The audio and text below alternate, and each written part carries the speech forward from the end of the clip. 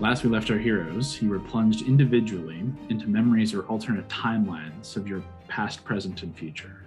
In some cases, you witnessed what could have been, while in others, what you know not to have come to pass. Where things did not make sense, with certain things that should have happened to figures within these visions, they broke and would become these mirrored constructs, these beings of the Demiplane of Time. And you were ultimately forced to fight for your lives while seeking a path out. In each, a certain trinket or symbol held some otherworldly power. A trinket seemingly mundane that would become this piece of alabaster. Not unlike the tower you crossed into the time stream from. When the dreamer touched this piece, the visions would shift until finally each of you had shared in some potential past or future before returning to the demiplane and the present. Free of the mirror realm, but certainly not free from danger, you found yourselves tied against mirror-plated walls, held by thick black cord or cable. Your mind's fuzzy, and this odd out-of-body displacement, still creating a haze. However, through it, you could see a singular creature, mechanical in nature, no arms or legs to speak of, simply a torso of smooth metal plate and a smooth metal head that sits within a seeming pool of oil atop this platform or riser. At its base, you can see shifting around its form and up from the oil, these tendril-like cables. They're plated in metal, different than the cord that currently wraps around your wrists. And they shift around the floor, shifting forward like snakes. As this mechanical figure introduced itself as Primus, keeper of lost things, before attempting to strike out at Hondo, who deftly avoided the strike. Primus politely instructed you to stop resisting, and that your soul energy will be claimed and used to repair the chaos that you have sown in the time stream, and thus return everything to order, but seemingly at the expense of your lives. It's at this moment we begin today. All of you are currently restrained in terms of arms up, held in place by this cord against what you can feel is the same kind of mirrored plating as the halls when you first entered the time stream. Hondo, as part of kind of dodging that attack, you can feel your right wrist is a little bit freer than it once was. But you're not free, but you're in, like, you haven't pulled your entire arm free, but you've kind of pulled a little bit, and you've got yourself some wiggle room. So just something to keep that in mind. And this tendril that went to strike you is still kind of, it's like drawn back up, almost coiled back like a snake, and it's just kind of waiting, and you can see in its face no eyes, no mouth, no tongue, but like kind of an open circle of kind of spinning gears, and at its center, just like a jagged needle that rolls back into its snake-like tendril. What are you all doing? Just a quick cue, in case we didn't say it on stream. All of us have our hit points and spells back from before our little time adventures. That's right. So when you kind of are coming to in this initial conversation with this figure, the damage and the abilities that you use up while within this kind of mirror realm, this alternate reality, you quickly come to find that you don't feel quite as physically pained. The mental scars may still remain, and you can feel that almost as you're kind of piecing it together, there was like this odd sense that it didn't feel real at the time, but you couldn't quantify that. Now, with a little bit of context, it makes more sense. And yes, you have been basically reset to health spells, the whole nine, as the moment when you were all pulled into or voluntarily jumped into this realm as you begin now. Primus, seeker of lost things, please. We wish to leave this place as well, but we wish to remedy something that is lost in itself that has been here for quite some time. The head kind of just gently turns, and you don't really see necessarily like there's no iris, there's no eyes, but there is almost like mannequin like a blank face, but in the kind of recesses where there would be eyes, you can see these kind of slits of light. And they just kind of look in your direction ever so briefly. As he says, what you want or desire matters not. Restoring order is all that matters. And your souls are the key. I thank you. But what of Mordenkainen's soul? It has served its purpose and will continue to do so. But isn't that chaos itself? Does he not belong here? An interesting proposition. His soul, his mind, one of the most intriguing I've yet come to pass. I've deemed its purpose greater than this. I've deemed his mind a greater tool than a simple band-aid.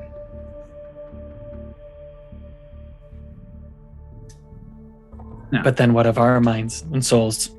you say this as you watch another one of these kind of tendrils make its way up around you, and it begins kind of winding up your leg as you get these words out, and it kind of winds up around your back, and you feel it go to your shoulder, and it tugs free your bag of holding. And just falls to the ground at your feet, and it just kind of begins kind of scooping and like kind of winding up through it and pulling it back towards the central pillar. The central. Whoa! Aren't you going to buy him a drink first before you get all personal? The creature in the center kind of looks at you for a brief second and then just disregards and just continues looking about the space. You feel the one that had kind of struck out at you kind of begin to rear back up and go to strike again. I need you to make a dexterity saving throw. This is Hondo? Hondo. Wow. He doesn't like that tentacle talk, pal. I got a 4. Oh boy. Ooh.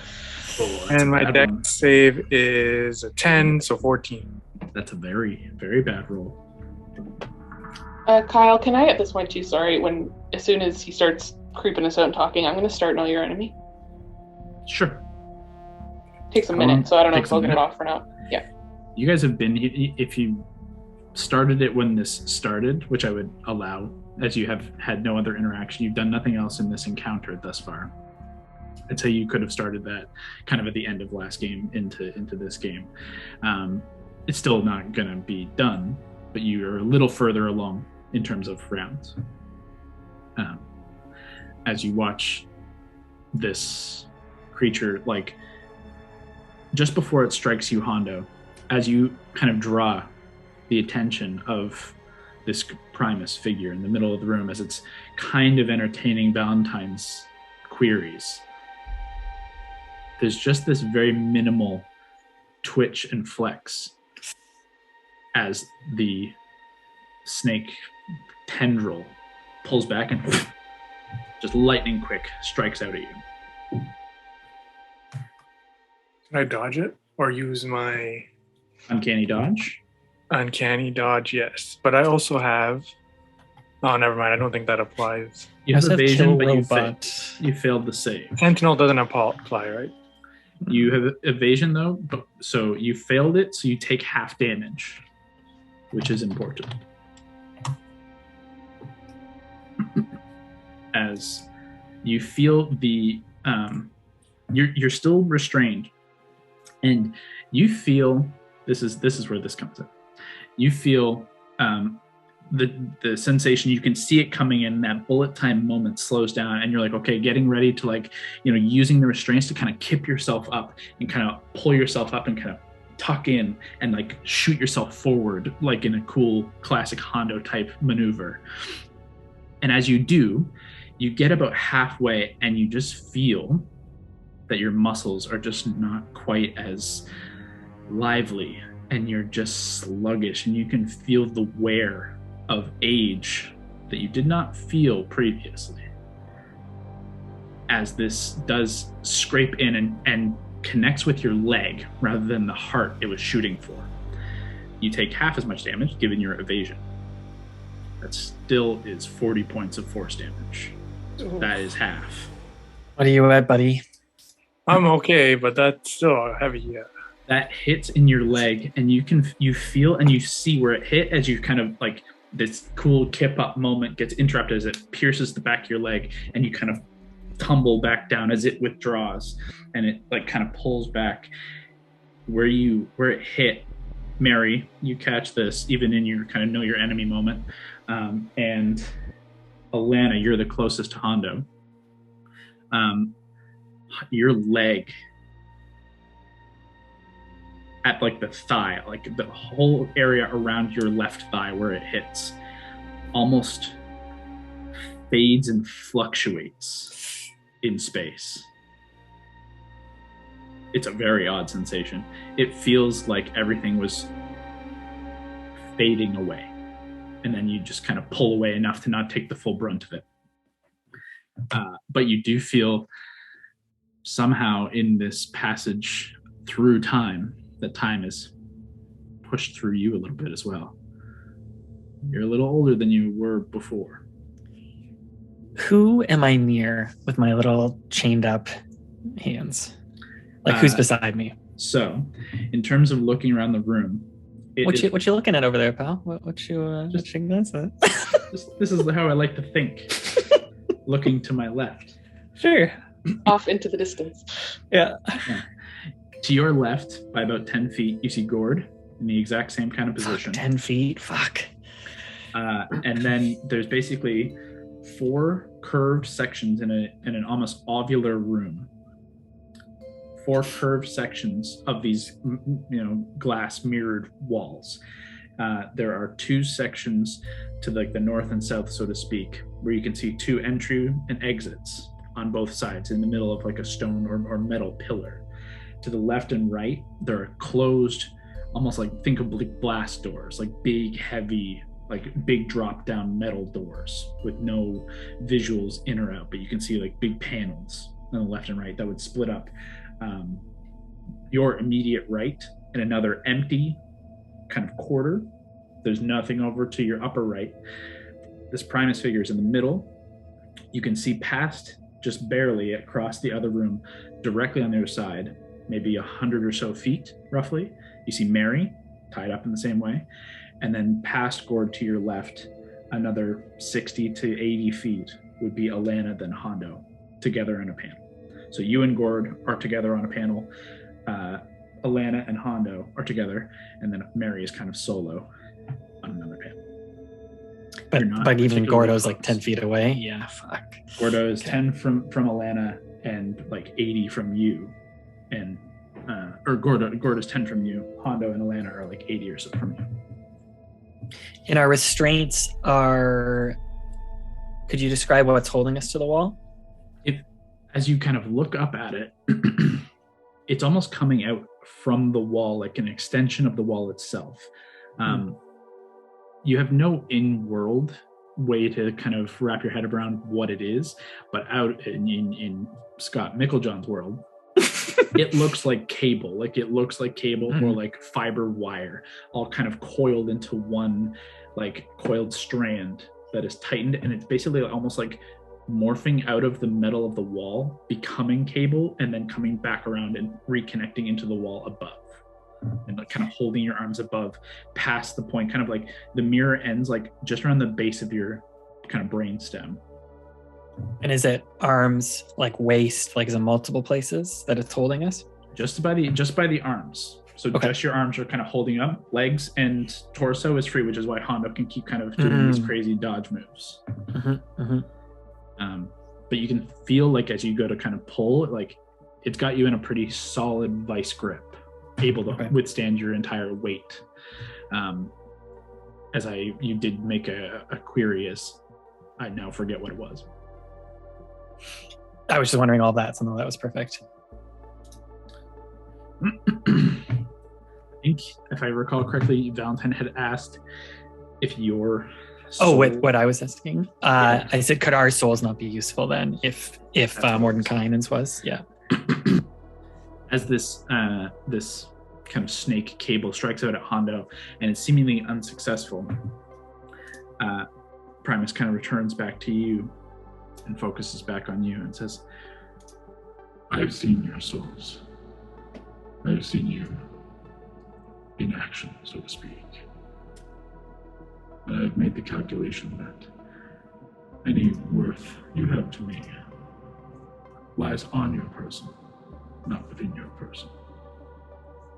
Your souls will suffice. Listen, Robo, fuck, you wanna fight? Let's fight. I got some water here, I'll rust the fuck up. What are you searching for in that bag then? Sorry, Bradley, what were you going to say? No, I was going to say we kind of need our souls so we can save the world. he looks towards Brawley as the one of the other cables, one that's by you, Valentine, upends the bag of holding, and everything you have in just begins spilling out. The entire contents of the bag just clattering in a massive just mess of stuff. It's deafening to you and Gord, who are right in front of you. And essentially, for the purposes of game terms, about a 10 to 15 foot like square section is like difficult terrain of all your bullshit that you've acquired in there. And your bag of holding is currently empty. Yes, Hondo? Can I throw Whisper at his tentacle and also teleport right next to Valentine? You are still restrained. So Okay. you can attempt to break free if you want. Okay. That's something all of you can attempt to do if you want to try and buff it against the restraints. But Alana kind of tried to draw Primus's attention with the query of your souls being important enough to save the world. To which he looks to you and responds, I care not for the world, only over with this time. looking back to Hondo, do you want to try and break free from your restraints? Mm-hmm. Okay. Go ahead and make a strength saving throw. Strength, Oh. sorry. Saving throw. Strength save is so +3. At And the Q when you're done. Oh no. I rolled 12. Okay. 15 total? Yep.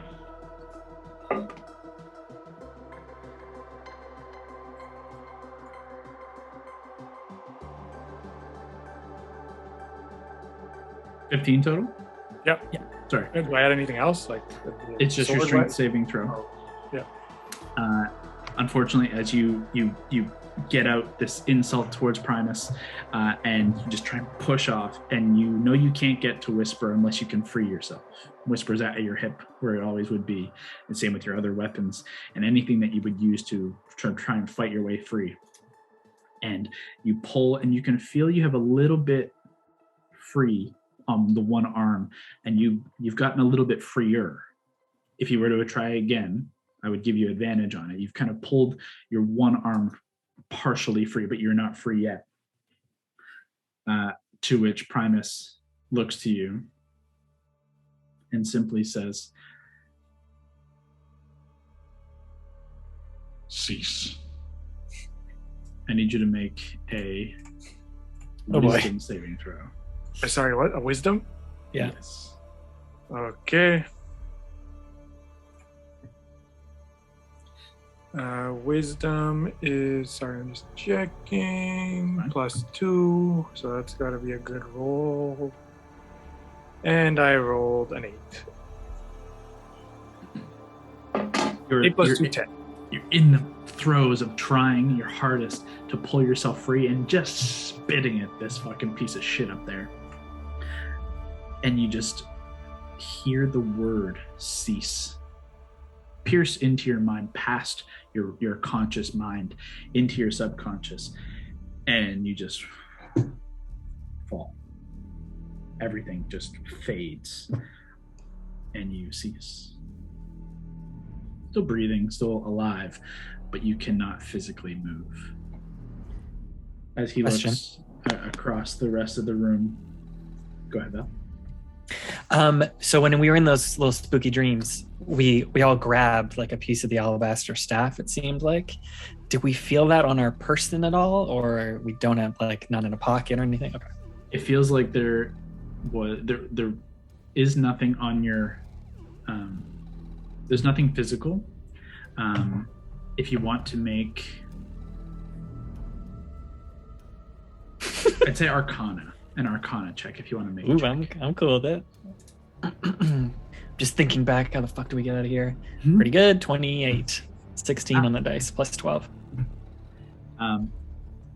As you're like just trying to funnel through all the options, everything you got, you're trying to like, what did we learn while we were in that space? And it's that question of what did we learn that you start to kind of piece together that feeling of almost like deja vu when you're like in the moments when you broke free of the illusion and caught, like, remembered who you are and where you were, what your purpose was. There was something that you didn't see in the moment and couldn't see in the moment. But on reflection, in every one of the dreams, every one of these sequences of alternate realities, all of it, there was a sense of something watching you. And it's now kind of clicking in that the thing you were getting was nothing more than a red herring to move you along to your next thing, to a point that whatever was watching could learn everything it could about you and each of you in turn.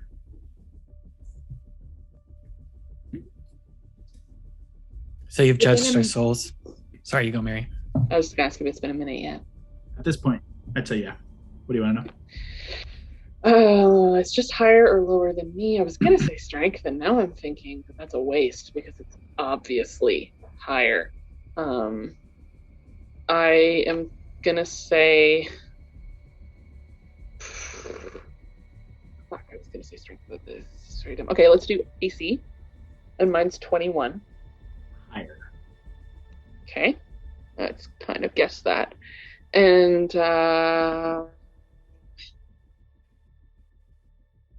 Dex or Con. Dex. Lower. Okay. Is that all you get with that? Is two? All I get is two higher or things? lowers on a certain list of things I can ask about. Yeah, you If can I'm done tell. that, I'm gonna start looking around this room to see if there's anything else we're missing. Okay, I'll give you your perception eye for detail if you want to roll that, while I kind of give the what it is you get from watching is very clearly like the armor or like the metal of this creature. It is this creature, like it's not wearing armor.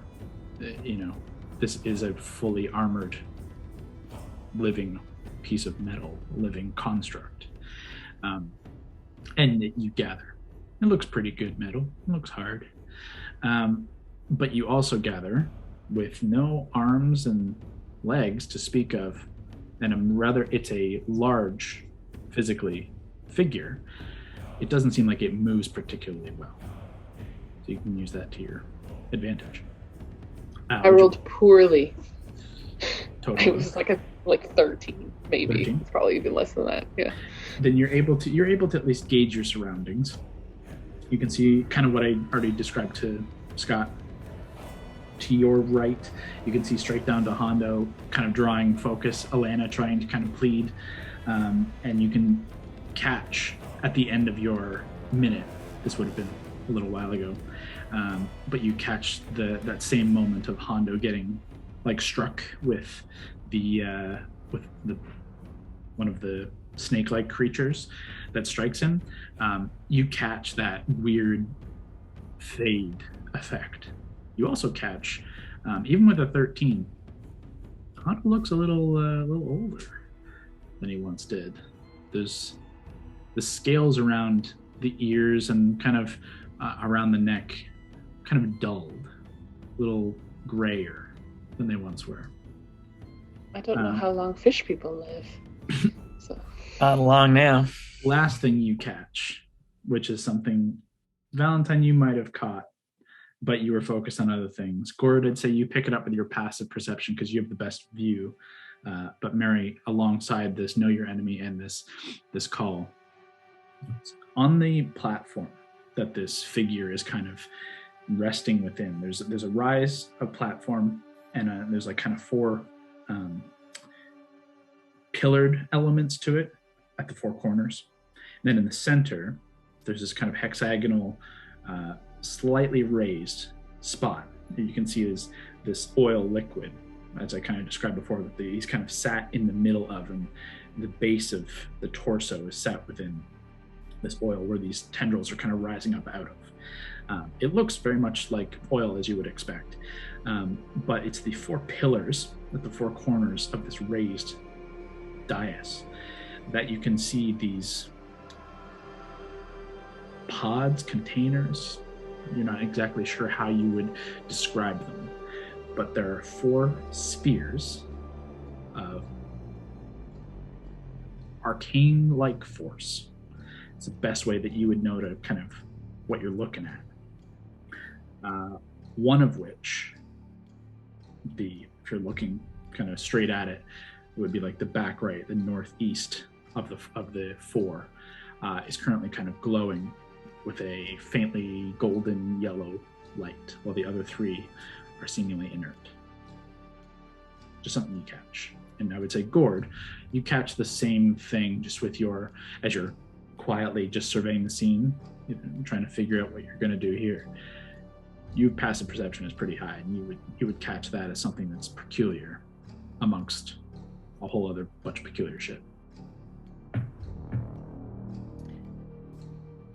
Question: how much can I move my hands? You can move your hands okay. In terms of somatic components, you can't. Okay, that's what I was curious about.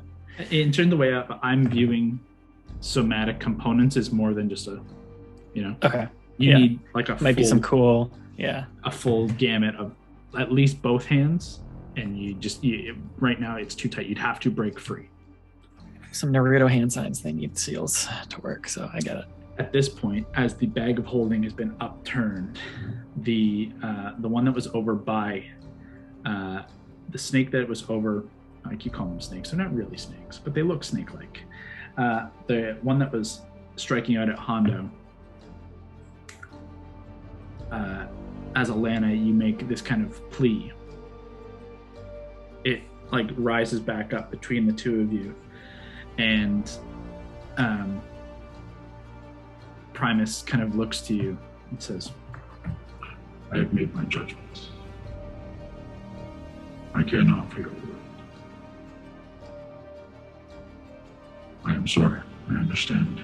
You're attached to your souls. But trust, they serve a great purpose here.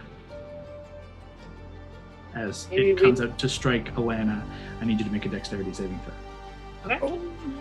As he's doing that, can I just kind of say to him, and if you're going to take them, can you at least share with us your reason as to why you need them?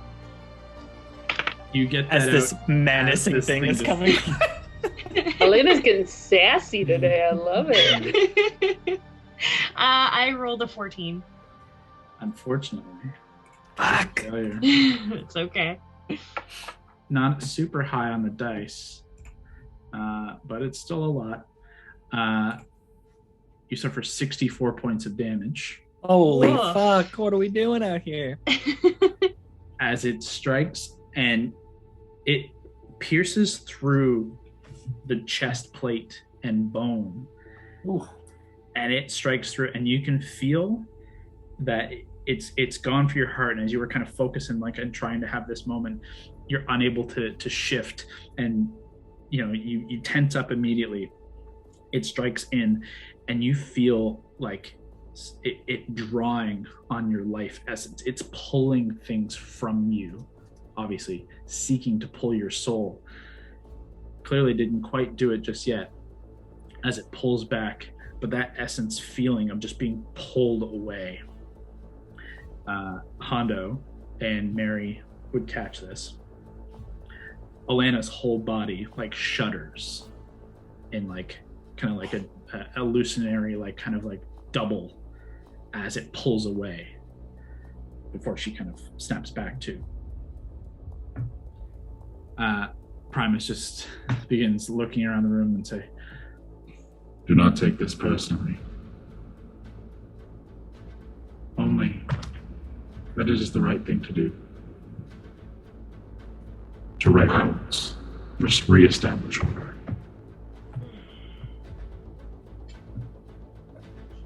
It feels personal. And then I'm going to dimension door out of my little tendrils, or at least attempt to. Does that have a somatic component? Just vocal. Cool.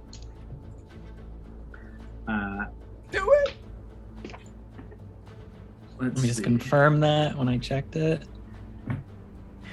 Yeah, just vocal. Do I seemingly age as well? No age effect to you. Okay. I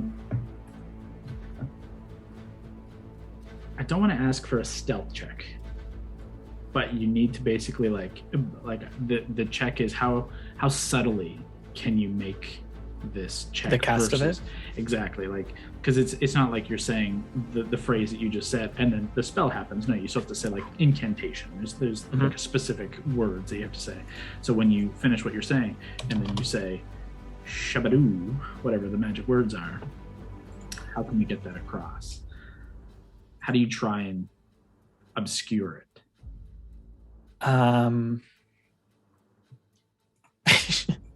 Leah just put in the chat. Shabadoo. I will say like, I'll be like, it feels personal. And look at my friends. Look at all of their faces. These are beings who want to bring order to this timeline. That's why we're here. And then in the hopes that when he looks, I'm going to try and do it. Okay. Make a deception check. You got it. Versus his insight.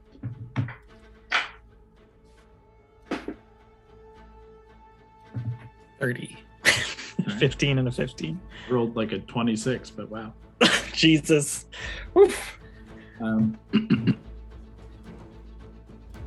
In this moment,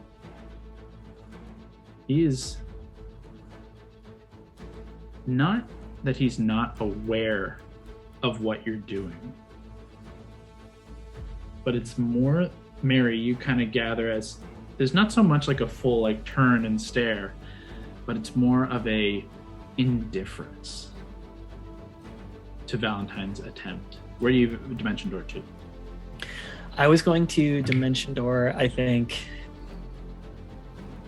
100 feet. How high off the ground are we? You're only like 5 or 10 feet off the ground. Maybe like 5 feet. Would you say that's 5 feet, just to really get a picture? Our feet are 5 feet from the ground? You might be 3 feet, but in terms of like game mechanics, it's 5. So like 3 to 5 feet in terms of like feet to ground. You're not far. You won't hurt yourself falling. Yeah, I was gonna see if I could like try and go over to try and cut someone down. I will dimension door probably close to Gord. I want to stay away from that one tendril that was attacking or looting through our bag, and knowing that there's tendrils that went to Hondo and Brawley. Maybe I'll go over to Mary, actually. I'll just go over to Mary's side. There doesn't seem to be like a tendril there. Okay. So 100 feet across from me. You just look to Mary, and I don't have the exact feet, how many feet exactly it is, but you can see Marion appear right beside her immediately. As you do, all of the two tendrils immediately kind of like rise up, and like the backs of each of them just kind of like flares up, and you can hear this all around the room as Primus just like doesn't sigh, but it's almost what it sounds like as he says, "Beings of such chaos I will take your souls by force. Roll initiative.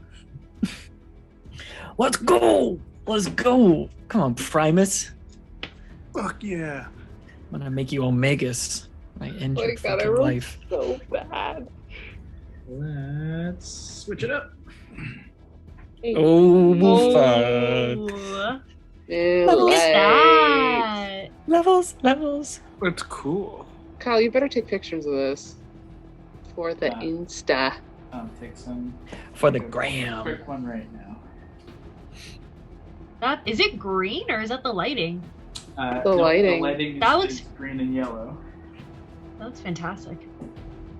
That's just like our regular map that makes like a fighting pit. We've used this map so many times and it looks so different. Seen that many a time. Yes. I So remember the pits very well. before you roll initiative, let me give you a little bit of the lay of the land. Yeah. I meant to cover kind of the exterior up with stuff, but then I forgot, and I'm not going to Okay. go back now. I'm going to go. So technically, all you guys can see are inside the rings where this kind of lighter colored stone is like the walls of mirror. Gotcha.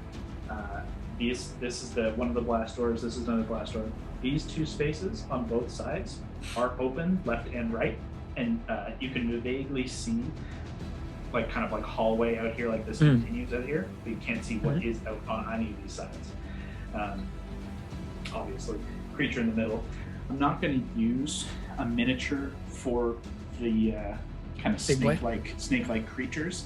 I'm just going to keep it descriptive, and I'll give you plenty of notice if you are going to pass over and risk attacks of opportunity and stuff like that, because obviously you can't see them. And you can see, obviously, our kind of Primus figure in the middle, and as described, this is the one glowing orb thing that Mary and Gord, you're able to see in this more or less kind of circular dome. In terms of height, you're looking at maybe like 30 feet, maybe 40. It's not particularly tall, and it's basically like mirrored to the floor in this kind of faintly metallic plating. And let's get initials. 25 to 20. Good. No, Just nobody. Nice and quiet. no. Kevin, No, your no. initiative is excellent. What the fuck did you No. roll? Sick. Oh, wait. Yeah, 21. Sorry, I didn't roll yet. That's I my rolled. boy. And my initiative, so 14 and 11, 25. Okay. Oh, there there you we go. Nice. Buddy, Yeah. buddy, what are we doing out here? Hondo 25. Gord 21. Okay. All right.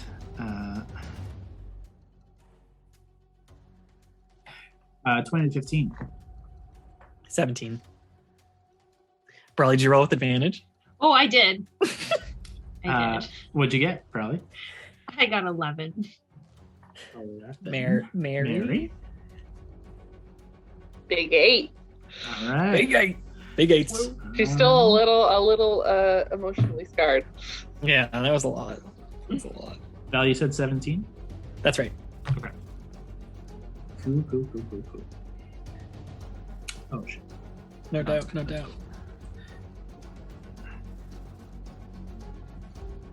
Okay, definitely need to pick up this music. This is... Turn this around. D&D fight giant robot battle music. All right. So, Intergalactic Get out of here. as the initiative kicks off, Valentine, you dimensioned her across the room, and you just hear, as I said, Primus just kind of say, "I will take your souls by force." You can all see Valentine, escape the restraints and begin drawing and taking aggressive actions. And both of the pseudopod snake things rise up, and the needles kind of shoot out to like longer and even more deadly looking. As it's clearly time to throw down. Hondo has the first initiative. What do you do? Am I still trapped or am I free now? Everyone except Valentine is currently restrained. You have Okay. advantage if it takes an action to break free, but you have advantage on the strength save to break free because you've kind of already begun the process. So if you want to use your action to do that, You can have a strength save with advantage. Absolutely. Okay, let's do it. All right, so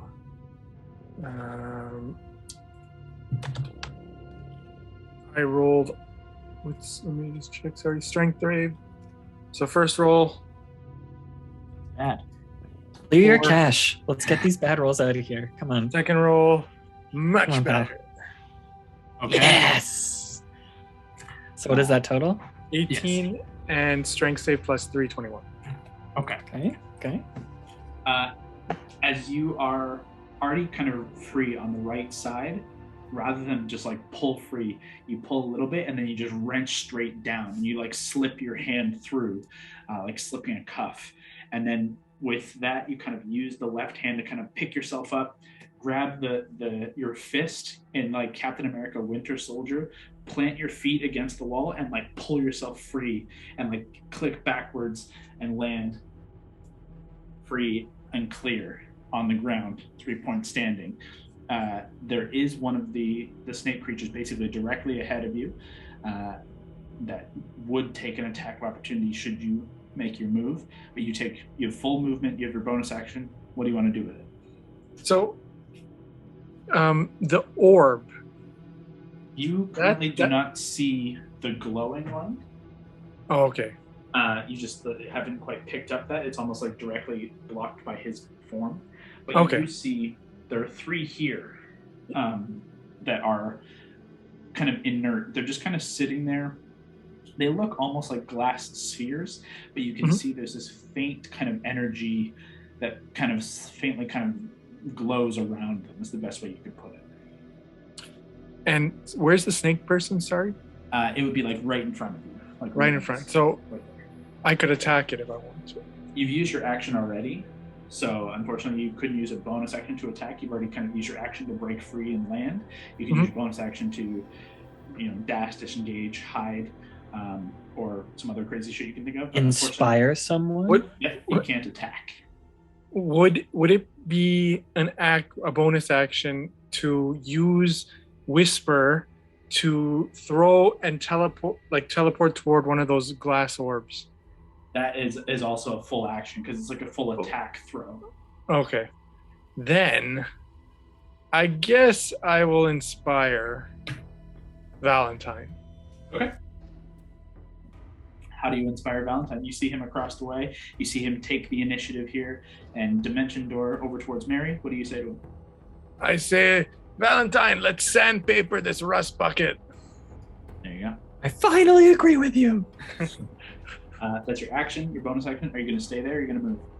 If I move, I get attacked, right? If you move too far away from its reach, it seems like it would strike out at you. So how far would I, what's the safety zone, basically? It's like 5 feet. Then I'll just stay. Okay. Safe. Hondo ends his turn and takes us to...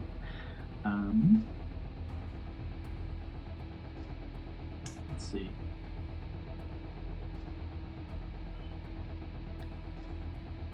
Guys, those hits were tough. That was a lot of damage to Brawley and Hondo. He's actually going to use 2 legendary actions. Not great. Okay, we got those 2. As you arrive at this other spot, ready to go. You begin kind of drawing the blades that you have at your blade that you have at your person, and Primus makes this declaration, and you feel his ire just like grow around you, and a mental swarm strikes you. I need you to make an intelligence saving throw. Okay. Not great. Not great. 6. I'm going to use your inspell, or I guess it's pretty low. That's pretty low. I think it's only a D6. D6 is going to bring you to a 12 at max. Doesn't seem likely. You take 32 points of psychic damage. Okay. And you feel your eyes just get shut off. Your senses to this space completely black, and you're immediately standing before the Iridesha Keep, a dark storm sky above, and a bloody door lays waiting. That is the legendary action at the end of Hondo's turn. Takes us to Gord. Gord, for purposes over here, you are still restrained. You are right here. Alana, Hondo, Mary, the big guy. The space directly in front of you is currently difficult terrain. I'm gonna just put a bunch of shit there. But you can take your turn. What do you want to do? What does being restrained mean? Currently, it means you can't use your hands. So if any of your spells require a somatic component, you can't get your hands free to do that. Attacks would have advantage against you if I was physically attacking you, and currently it's just holding you in place. I shall try power word stun. Okay, it's just a verbal spell. Yep. And you just hear me, I'm like pressed against the wall, and you just hear me go, Tannen, Tannen, Tannen, and it just, my voice just echoes. You see the shock sound waves. You begin to see them as Primus is going to use a reaction to...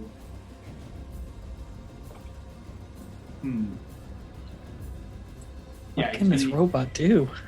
He's going to use a reaction, and I need you to make a wisdom saving throw. Oh my god. Oh shit. This fucking robot. 25? Oh, wow. That's my guy.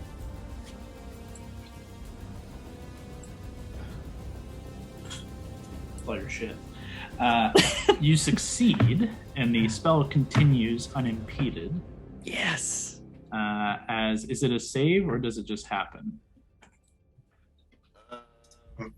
You speak a word of power that can overwhelm the mind of one creature you see within range, leaving it dumbfounded. If the target has 150 points or fewer, it is stunned. Otherwise, the spell has no effect. The stunned target must make a Constitution saving throw at the end of each of its turn. On a successful save, the stunning effect ends. You shout this out, and you watch as like the mirrors of the realm of this entire room just begin to kind of shatter and quake. Not shatter, but they quake and move as this kind of radiating word power washes over the room. And all of you kind of go to clutch your ears, and Primus kind of has this reaction where he looks towards you, and the eyes flare, and you kind of shake away whatever it was. He is still unfazed.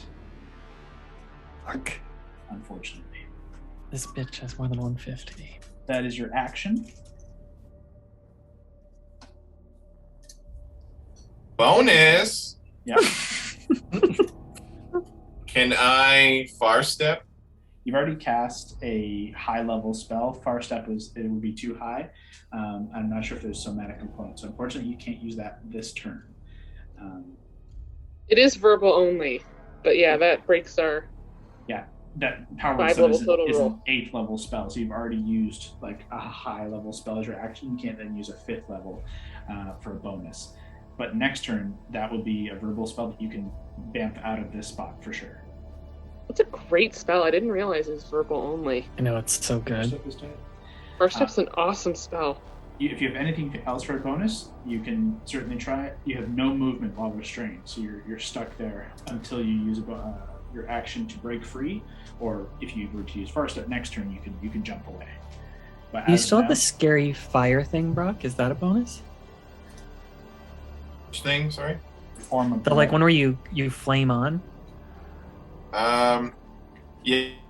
I don't know if that's a bonus though. Oh, actually, gotta look in features and traits.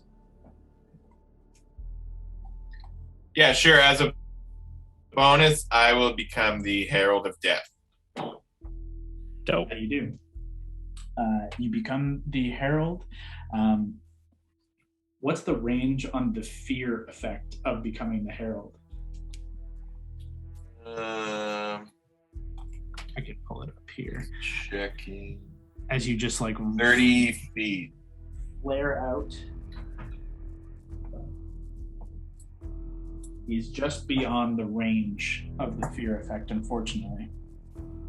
But you are kind of immediately just like flare out with this kind of faintly like white and black energy that just radiates off you like white and black fire as you drop into this kind of Raven Queen inspired form of dread, ready to fuck shit up. And then you gain 1d10 plus your warlock level temp HP. Yeah, so you get quite a bit of HP. So 16 plus a d10. Boom. Dope. Okay, then Brock, that is going to end your turn. Take us to the lair actions. Let's see. So did you say layer action? Sure did. Let's see.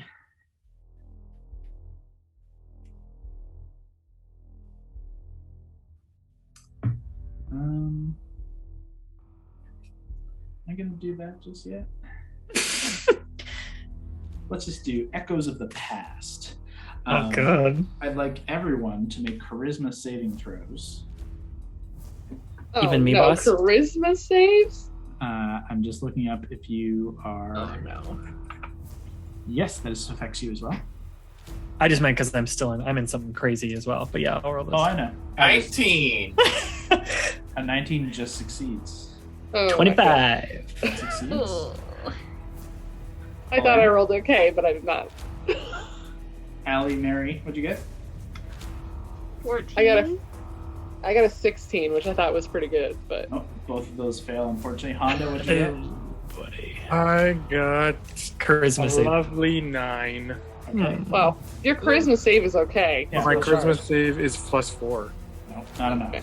Honda, Mary, and Alana, you guys each suffer 26 points of force damage as you Ooh. just feel like right on the heels of that kind of crazy vocal command that Gord shouts out that shakes the room.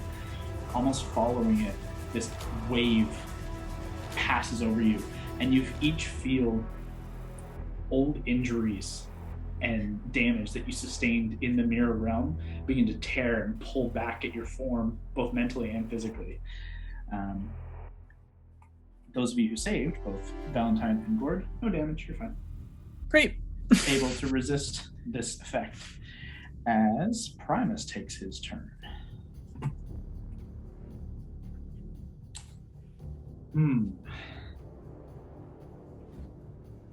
Yeah. Honda, what's your HP, buddy? 47. Probably what? 47. Oh, probably. What are we doing? I know. Probably at 35. Wow. Did you not put your HP back up after the last game? Oh, I think it was. did. Oh, and then no. I got attacked and took 64 damage. Yeah, that was trying to draw your soul from your form. He is You were going that low to before. begin to cast a spell, and you just feel as he begins dropping the verbal spell himself, the verbal components, as Gord's echoing voice begins to fade and these new echoes of pain begin to rise up. Everything kind of slows to a crawl, and his words become elongated, and this odd incantation, this mechanical shifting of gears and ticking of time slows to nothing. Instantaneously, it all shoots back into the present as just mark some shit.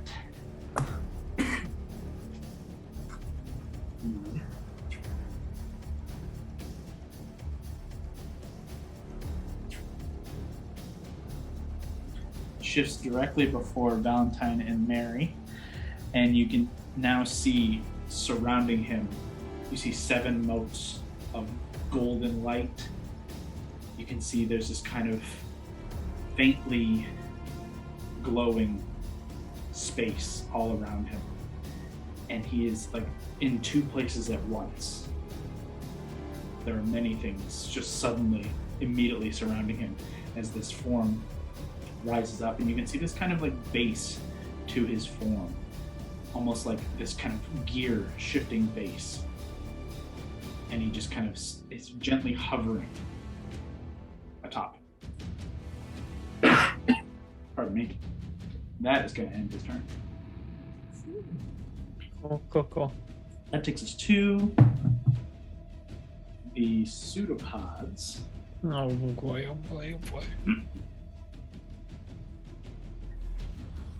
As Hondo, there's one directly in front of you. It's going to go ahead and make a strike.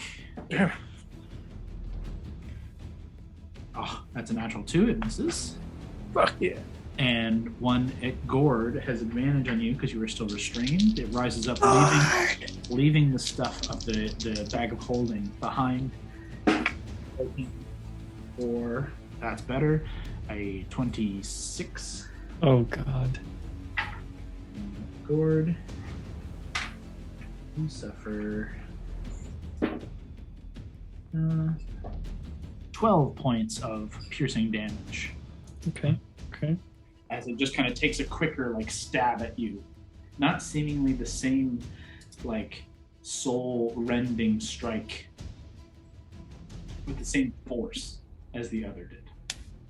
It's just like a quicker jab. And they end their turns. And finally, take us to Valentine. Val, on your turn, you stare at the Iridesha Keep once more. The echoes of the battle like fading behind you, and this odd sense of deja vu as lightning and thunder cracks all around the stormy skies. What do you do? Is this a charm? No. When will my half-elf charm resistance be valuable? I mean, I would guess I would just try and run forward. You said faded, so do I have any memory that I was fighting Primus, or is that kind of gone again? No, you can. It's beginning to fade. This is still like you're just kind of kicked into this, so like it's starting to all fade away, but you can still remember and you can still sense. If you want to try and like use an action to like draw back to this point in time, you could try. Yeah, I'm gonna try and cling to those like fading memories and try and like draw back, just like backing away from Iridesha Keep. Okay. Another intelligence save from me. Oh.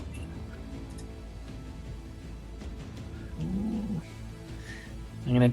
Do I try it now? I'm gonna try it. Oh, it's so low though.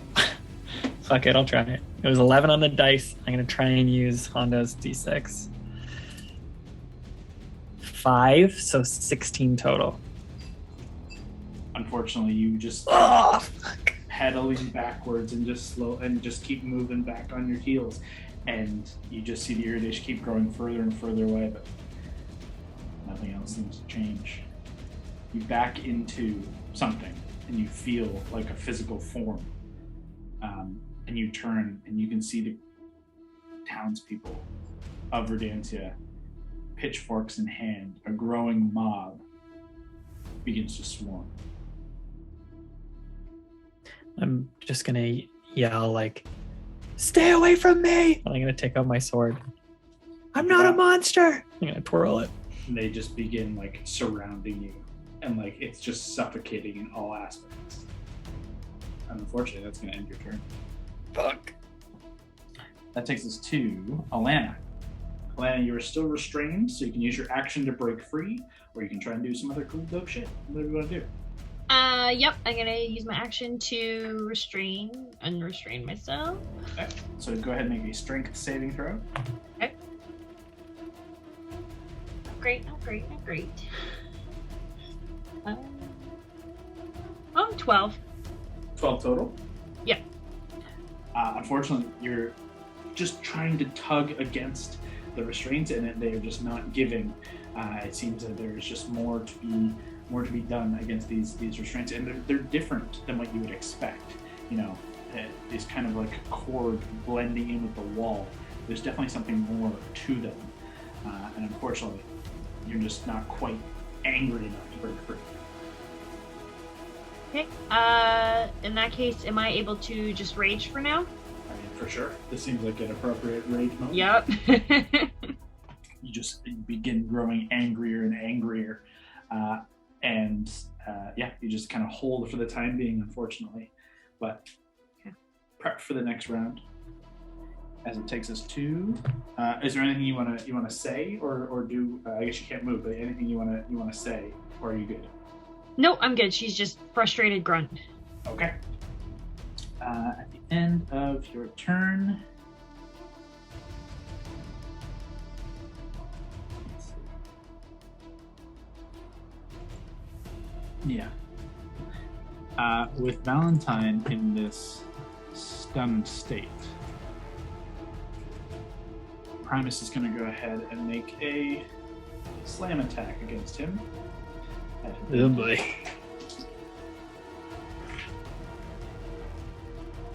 Okay, that's going to hit for 29. Yeah, that'll do it. Val, you suffer 30 points of damage. Okay. As Mary, you don't see a physical punch. You don't see anything move, but there's this kind of sweep of force energy. And Valentine, you are lifted from your feet and slammed into the wall, and pushed over Mary, falling prone here. You do break from this illusion, this momentary space of time. However, you are prone, you are hurt, you are thrown to the ground, still feeling the mental wear and tear of the vision. Oh, God. Now it takes us to Mary. I have a question. This mirrored surface, is it does it look like an actual mirror, or does it look like polished steel? It looks similar to the mirrors that you would have encountered in the first halls here. Okay. So, secondary question. The tethers are to the thing that's above it, right? Yeah. Kind of connect, the metal itself of the wall, turns into these cable-like wires that wrap around your wrists and then come back and connect to the wall once more. Thought about smashing it just to see if it happened, but Valentine's right there and I don't want him to get pulled in. Okay, instead I'll try to use the restraints to the rings in gymnastics. Mm-hmm. Try to pull myself up and turn so I can get my feet on the wall above me and just try to yank off, I guess, towards where Primus is. That's kind of the only direction I can go. Go ahead and make your strength save. Save? Okay, so I can use Indomitable if I need to. Mm-hmm. I didn't need to. It's a 19 plus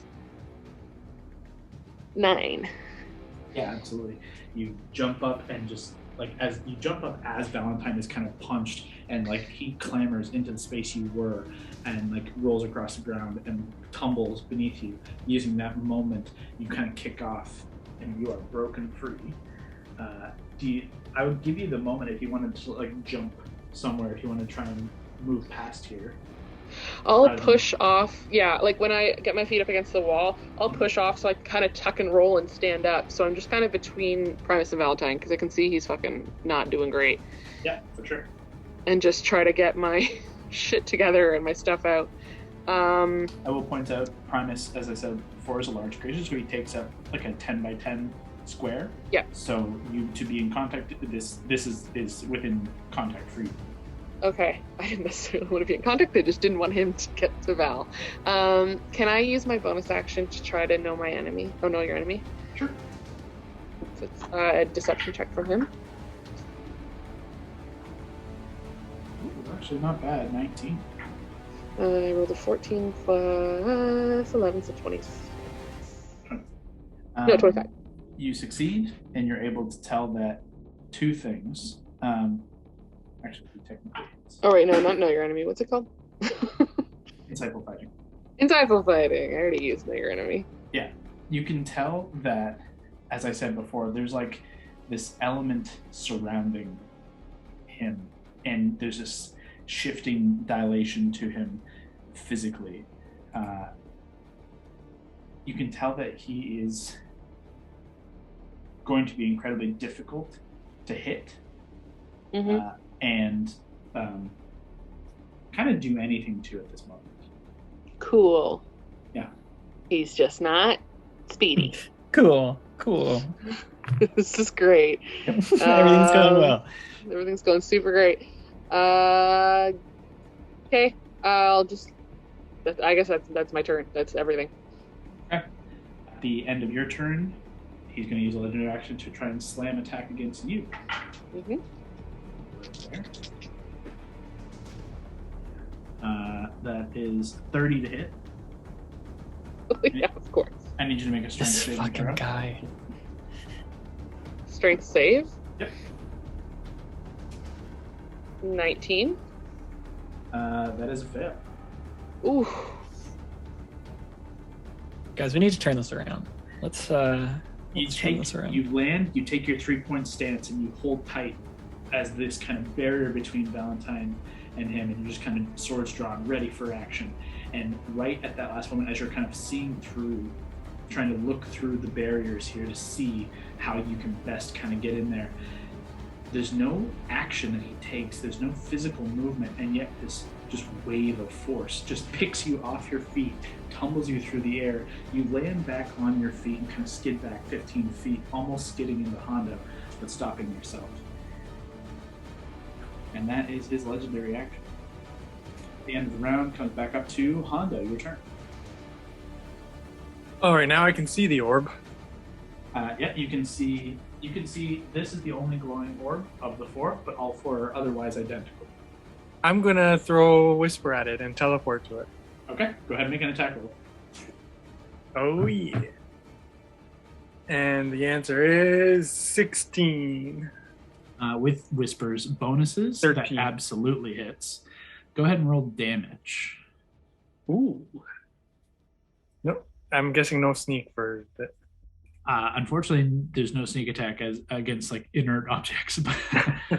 So it's 3d4 plus 8 then. What actually? It's only 1d4. What is the additional d4s from Whisper or psychic damage? Correct. The additional. It says Yeah. 1. Yeah, it's psychic damage. 2d4 psychic damage. Yeah, as this is kind of like an inert object, the additional psychic effect has no Okay. further effect. Fuck. Full damage though. 4 plus 8. So still 12 points of damage. That's still very good off just a d4. And you do teleport there. Whisper sticks in to the actual orb itself, and you can see there's a faint crack. And you can see that, yes, indeed, it will crack, but it's still pretty hardy. It's surprisingly strong. You can also tell there's this kind of, there's this sudden like seeping of energy out of it, and this faint kind of wicking of light, golden energy, that as soon as you kind of add that little sliver of damage in, it begins trying to like fight its way out. Ooh. Well. So with my bonus then, I'll take my Gambler's Blade and I'll just slice right through it. You got it. Go ahead and make a second attack. All right. Gamby? So 17. Yeah, with Gambler's Blade, that absolutely is. Gambler's Blade is plus 10. Yeah, definitely Shit. hits. Go ahead. This is a D8 Plus 5. plus 5. Oh yeah. Damn. 7 and 5. 12. Okay. Again, you bring the Gambler's Blade across, and you widen that gap, that break. It's still hardy, but you can tell like that break has like splintered across, and you would imagine it's almost like halfway across the sphere, and that energy is like feverishly buzzing. Immediately, Mary, as you then Valentine, you kind of catch us, but you're still kind of coming to. You catch immediately. Primus's focus immediately diverts.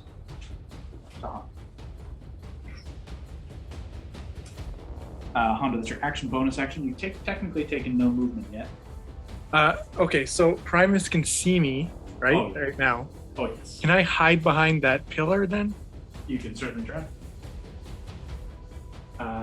You've technically already used your bonus and actions for like the hide action, but you can still take cover.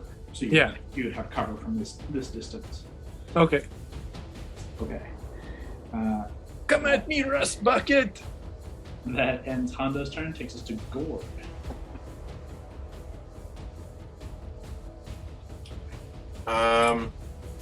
Where is Brawley in relation to me? She is 5, 10, 15, 20, 30, 35, so 40, 45 feet here. Okay. To your left. How far is Scott from Brawley? Who is that? Who are you speaking about?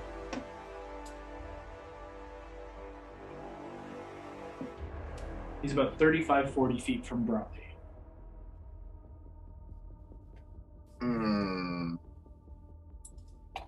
Okay. 1 second. I'm trying to figure something out. No problem. Is feline agility a free thing you can just do? Yep, but he still is currently restrained, so he still needs to action break free. Or do his little spelly thing. Or if you wanted to use your bonus action to far step, it is a verbal component to this. Would I know, like, I guess this is like meta gaming because we don't know that we're in a game, but would I know like the sequence of like if I was to do a spell and then tell Valentine to do something, would that be coming up? I don't even know how to explain this. Are you asking like does your character understand like how quickly Valentine could respond in terms of like I'm essentially asking, would I know what order his turn is essentially what I'm trying to figure out. Yeah, you'd have it's difficult to explain, but like the understanding of your technically all of this is happening simultaneously, but if you give Val like to say something to do something, there is still an understanding that that's likely what he will do next and when he can, and it would be relatively small. So yes, to answer your question simply, like yes. Yeah, are we gonna combo? Are we gonna do a really fucking cool combo right now? No, so here's what I'm thinking. I'm gonna cast Mass Cure Wounds near Brawley. You need to break free of the your restraints to use the staff. Oh. Your plan just got screwed. Why would idea. Why would I not be able to use the staff though? Because it's not in your hands. Your hands are up in the air, tied to the wall. Your staff is like on the ground. Which is why we can't use the somatic components. Yeah. However, if you use your bonus action and then basically are activating an object to cast this spell, I'd be cool with that order of operations if you far stepped and then did that.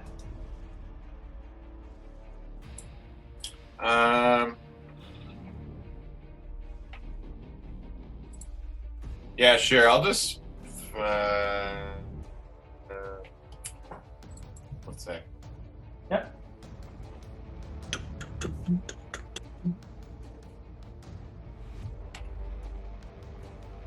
We just take a moment to appreciate how cool this map is. Yeah. We've had like a lot of really cool maps lately. Well, we've been on a streak of cool maps. Yeah, this one was fun. With the lighting too, it looks so good. The lighting the colors. My new favorite thing. I come in and I just try and tweak everything and make it look like as cool as I can, trying to fit like the thematic thing I'm trying to go for. It's funny too, like I've made all of these elements back when we were all the set elements I made back when we were fighting in like the fight for Arendelle against like the giants. Like so fucking long ago. That was dope. Yeah. And I've just continued being able to like use the same pieces just like forward through time. Added a couple. What are you thinking, Brock? I'll just far step and then cast Cure Wounds. Where do you want to far step to?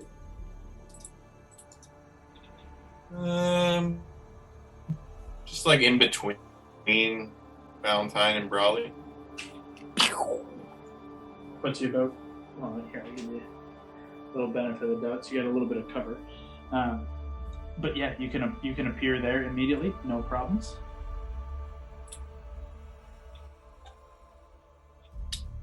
And then you're gonna so then I will cast. Oh shit! I just clicked the wrong thing. Fuck. Mass Cure Wounds. Oof, this is life-saving right now. Go ahead. Staff is super cool. This staff is amazing for us. My God. I think it's 3d8 plus your spellcasting mode. Modifier. 3d8 plus 5. So you can hit 6 creatures in a 30-foot radius sphere. Yeah, can you get anyone else or just us? 30-foot radius sphere is 60 feet. Oh yeah, could you get Hondo too? So if you put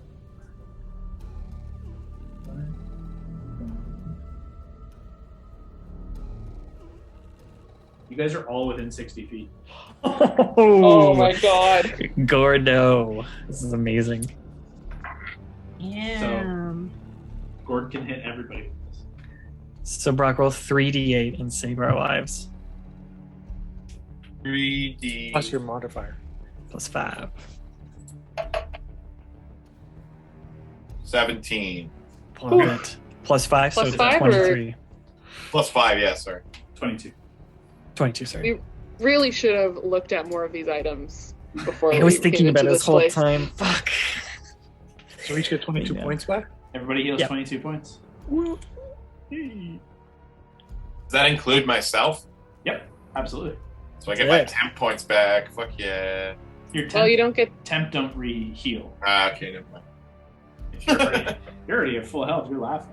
Yeah, I'm technically. I still have 14 points. So, Hey, so I you're was like, good. I want to get back.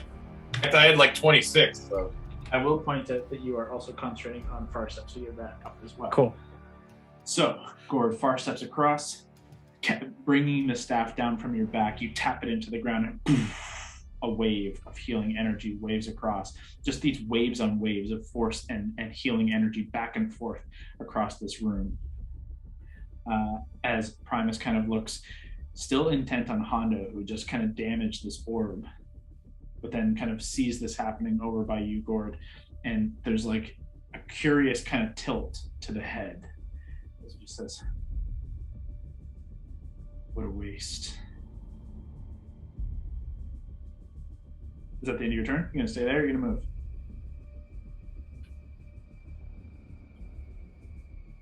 You good, Gord? oh yeah, sorry. No worries. That ends your turn, takes us to the lair action. Boo. This lair Boo, action layer actions. is going to be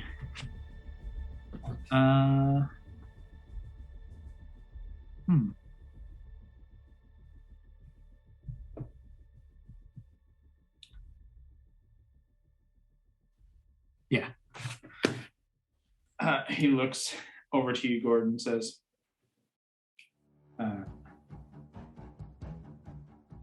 maybe he doesn't say it directly to you, but he looks across everybody and says, "Let's impose some new order."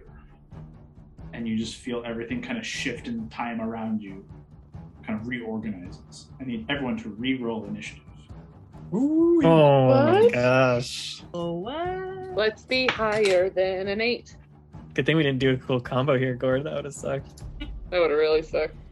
Oh, it was 22. almost so good. It was almost so good. Fuck. Okay, 25 to 20. 25. Honda's like- the exact same. Really high.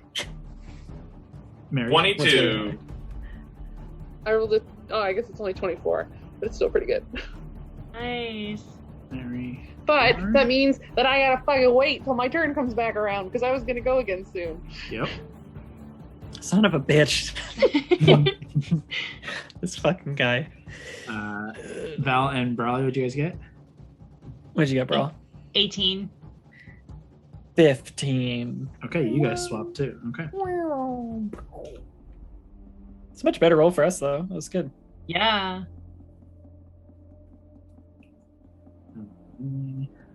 No. Okay. The lair action just kind of, everything kind of shifts in time, and you guys see that some of you begin moving faster and some of you begin moving a little bit slower, but we continue on. And that is, the lair action takes us to Primus's turn proper. I will also point out, you notice that he is not seemingly hindered. This bish. It is his lair. Does he still have the same amount of glowy orbs floating around him? Let's find out. Oh, fuck. Wait, actually, the glowy orbs? Yes. Glowy orbs are still there. But Mary and Val, you guys catch that this kind of like double vision around him solidifies to a single source. Okay. That's good. As he takes his turn. Like, fucks his turn. Because I wanted to do something different. But it's okay.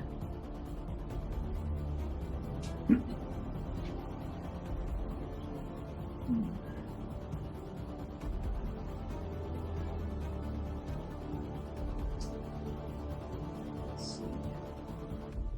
As a bonus action, he's going to whip one of those orbs of light in Gord's direction. Gord, that's a 20 to hit. Yep. You are going to take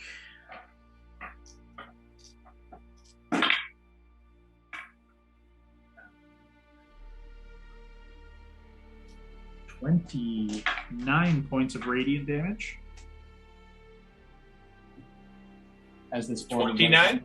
Yeah, 29. It just hits you square on as you finish this like bout of movement, and then you feel this time shift around. You just kind of catch up as this square of light just strikes into you, and you just feel it kind of burning away.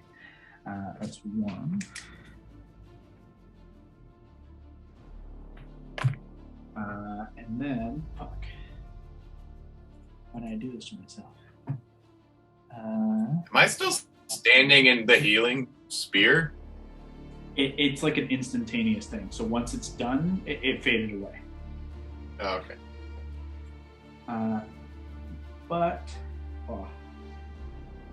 you too good. I'll right here like that.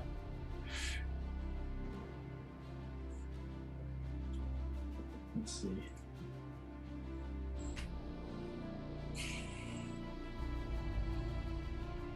Sorry, there's a lot of moving pieces. I want to try and do the right thing and what he would do.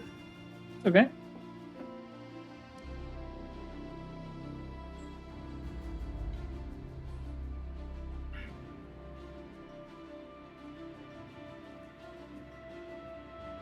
Yeah.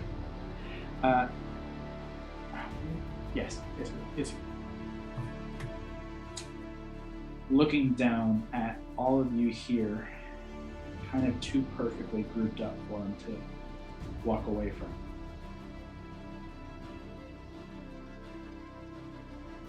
Just kind of turns, and you watch as from the forehead, this kind of shift in the metal opens up, and almost like a third eye kind of erupts with this light that cascades out.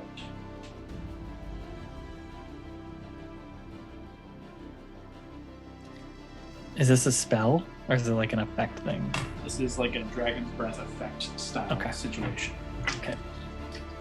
I need every one of you except Hondo to make a Constitution saving throw. Ooh. I wish you luck. Oh man. There are a lot of things I'm not good at. Yeah. Yeah. Okay, Scott fails. Valentine fails. I got an 8 Mary. for the listener. I got a 28. Nice. That's for you. Alana, 22. that just succeeds. Mm-hmm. Gord, The con save? Constitution saving throw. Yep. 1 second. I want to check something. Mm-hmm. Okay.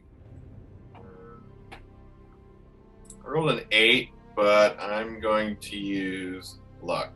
You got it? Yeah, your luck points It reset. did not matter. I got a 7.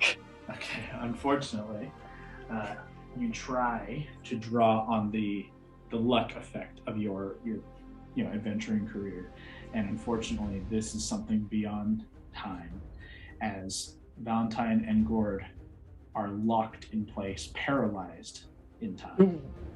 It's not good. Choose option paralyzed. Begins making his way that way, and that's as far as. That's gonna end his turn. Take us to Alana.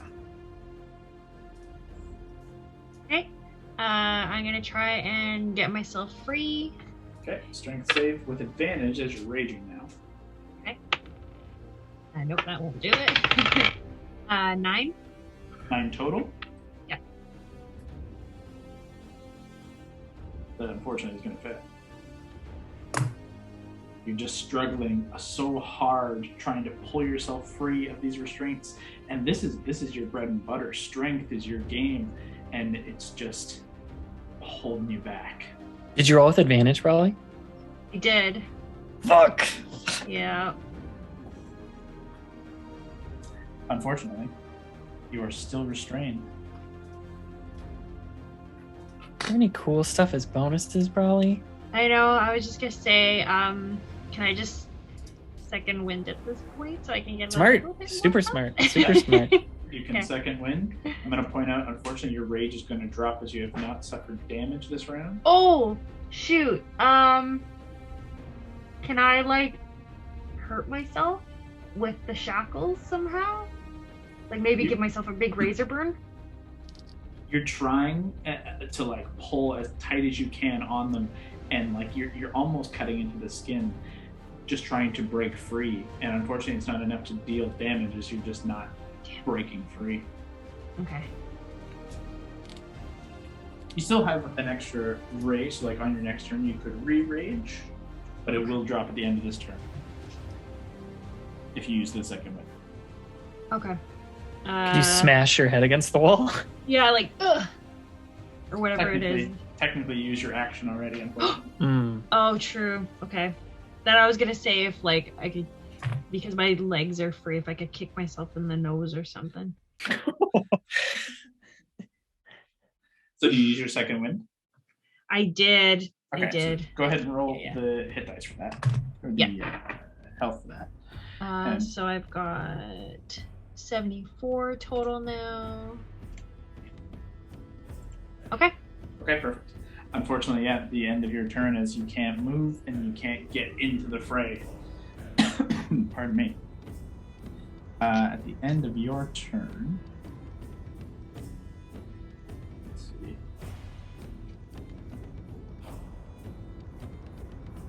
He's going to use all 3 of his legendary actions. Oh boy. No, he's not. He's not going to do that yet. That's crazy. He's not going to do that yet. Instead, teleports directly in front of him. Oh no. Not That good. He does not ends like you. Alana's turn takes us to Valentine. Unfortunately, Valentine, for your turn, you are paralyzed. Yeah, I can't really do anything here. That takes us to the end. Do I get to round. save it all at the end of this? Not with this, unfortunately. Oh, fuck me. The end of Valentine's turn, he's going to use one legendary action to use a slam attack against Hondo. Damn, I thought he already had his move. He did, but he has legendary action, so it's lets him do more shit because it's cool. That's a 19 to hit you. That is my AC. So it meets. I need you to make a strength saving throw. Okay.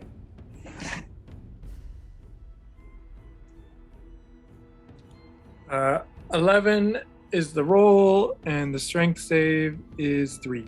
14. Hondo, you feel this wave of force just pick you up from your feet and throw you against the north wall into this point right here.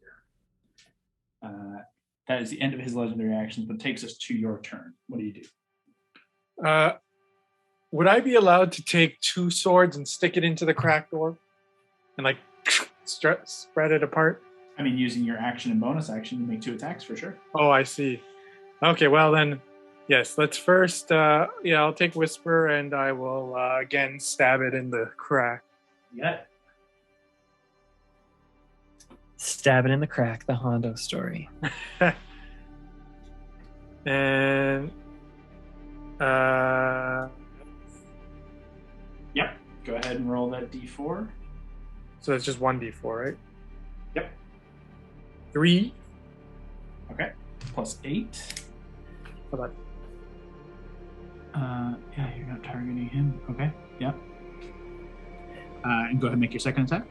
Now with my second, am I able to pick it up and throw it on the ground?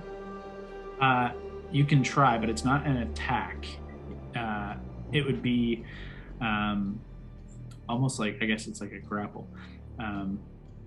I'll give you the try if you want to use your bonus action too. Okay. Okay. Go ahead and make an athletics check for your bonus. Okay. 17. Okay. And my athletics is 8. 25. You reach out after hitting it, and you can see that the splinter is growing wider and bigger. And you kind of circle your hand around it, and you go to pull it and run off with it, and it's not budging. So you like plant your feet against the pillar, and you pull, and it just shifts away.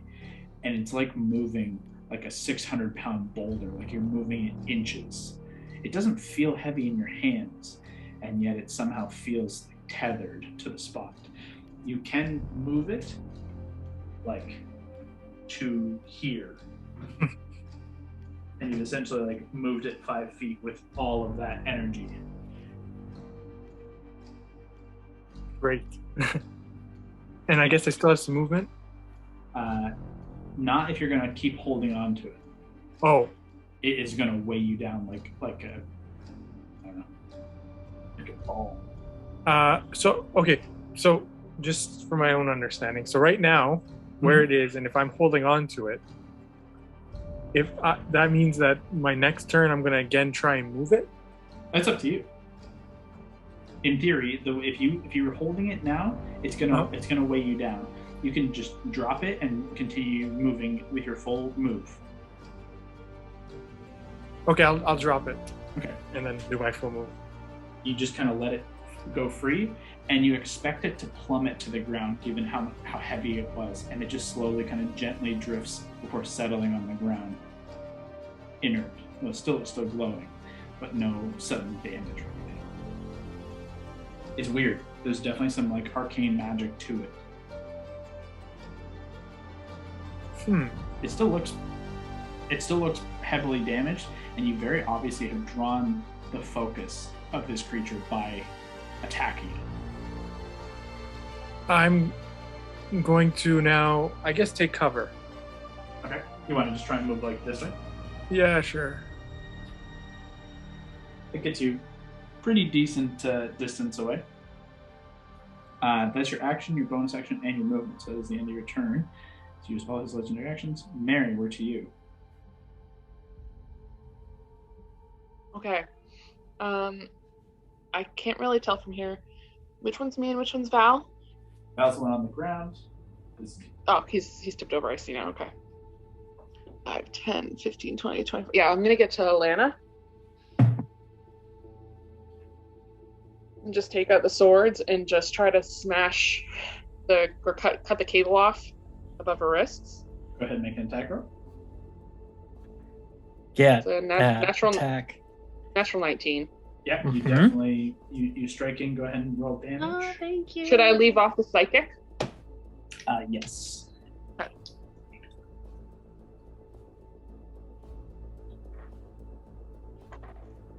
Max. That's nice. Okay, so 16. Okay. Okay, with that, you're able to cut cleanly through the left hand. Her left hand goes free entirely, but the right is still whole. Okay, I'll do the other one. Okay, go ahead and make an attack. I mean, it's a cable. Let's see how hard it is to hit, but I didn't roll very good. 16. That'll hit. Oh, okay, good. Harder than you expect, but you are able to cut down the right hand. 13 points damage on that one. And that's enough on the other hand. You carve it clear, and Alana just you land down on your feet. Finally, free. Okay. Oh, thank you. Did you take damage from that fall? Unfortunately, 5 feet. It's not high enough.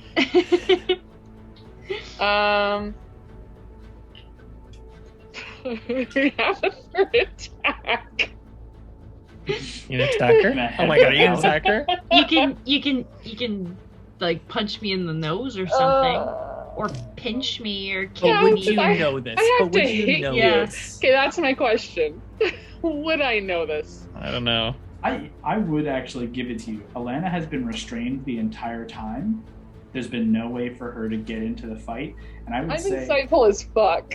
I would say it's pretty clear that she is she's pissed, but not as pissed as she could be. I'll be Okay. like, go on, hit me. Okay, Fucking hit me. I'll just go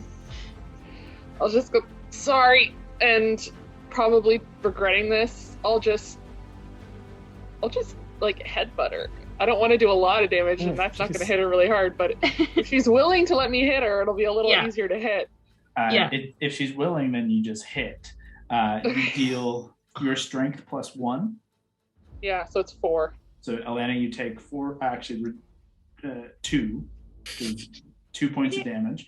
Mary, you take. I think it hurts 1. me more than it hurts you. It's just like, oh, fuck. I'm just like, I'm so sorry, but Oh thank my you, God. but sorry. You take that 1 point of damage, Mary. Yeah, not surprised. But that's your 3 attacks. You still have your bonus, and I think 5 more feet of movement. Yeah. Can I have a question that's kind of retroactive. You told me about that orb lighting up. Mm-hmm. Was it like that, or did that happen after It's been Hondo like that got the shit kicked out entire of him? time. Okay.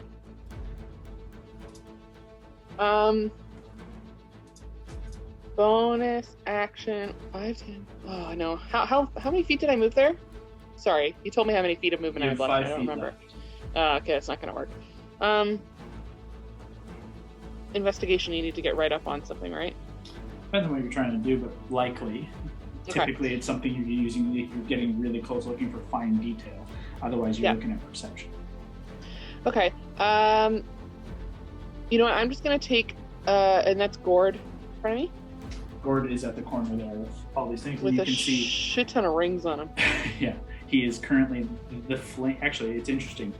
The form of dread, this kind of flame-on form that used to be this dark evil flame, is now this kind of interesting white, kind of like dark Galadriel flame that kind of surrounds him. You know, Galadriel when she's all like crazy in Lord of the Rings, where it's like all white and like kind of greeny black.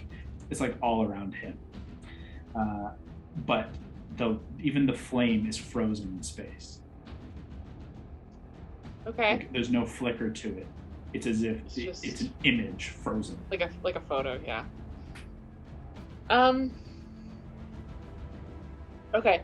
I will you know what, this may not do anything because my Arcana is absolutely non-existent, but I have 5 more feet of movement, so I'm just gonna take a step towards Gord. Can I use my eye for detail to make just an investigation check to try to get a better look at him and what's happening? Sure. I might not understand it, but I have nothing else to use this with. Yeah, I'll give it to you. Go ahead. Okay. Oh, great. Oh, but my not great is still pretty good. That's a 21. Looking over Gord, it's difficult to see. You know the source, obviously. It came from this focus from this Primus figure, who you know to be suffused and has been entirely like within this field that is time. clearly has some manipulation over it in some capacity, as he's throwing you guys into alternate realities and dreams, and like he's been here for who knows how long, and clearly has some capabilities there. And it literally seems like Gord is stuck in a moment of time. How long it will last, that you cannot ascertain with that roll, even as not a bad roll as it was. It seems like the passage of time is not completely stilled now that you've got a better look, but shifting so slowly that it is slowly it's continuing, and it's starting to pick up, but it's not quite there yet. Cool. My big thing was like, is he actually there, or is it an illusion? So it's good to see that. Yeah. Okay, cool. That's my turn. Okay. That ends your turn. Takes us to Gord, but unfortunately Gord is paralyzed. His time is slowly passing for him and continuing for the rest of you. And that ends Gord's turn, unfortunately. That takes us to the lair actions, however. At this point,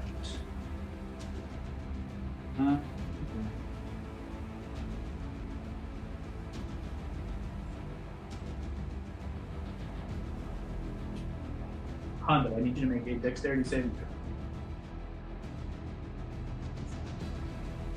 You need me to make a dex save? Yes, please. All right.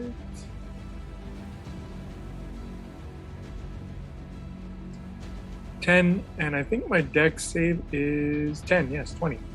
That succeeds. Yeah. Hondo, as you take cover at this point, you can feel something is about to kind of shift around you.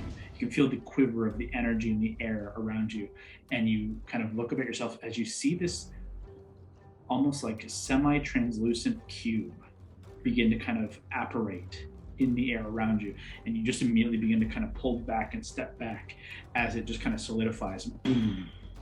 There's this 15 by 15 foot cube that just suddenly it's kind of shifting in space in front of you.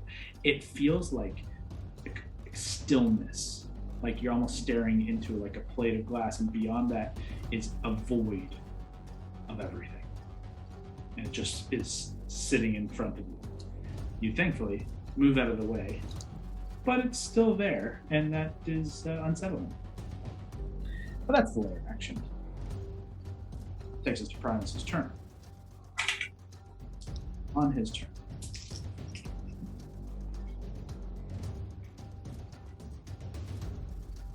okay, this comes back.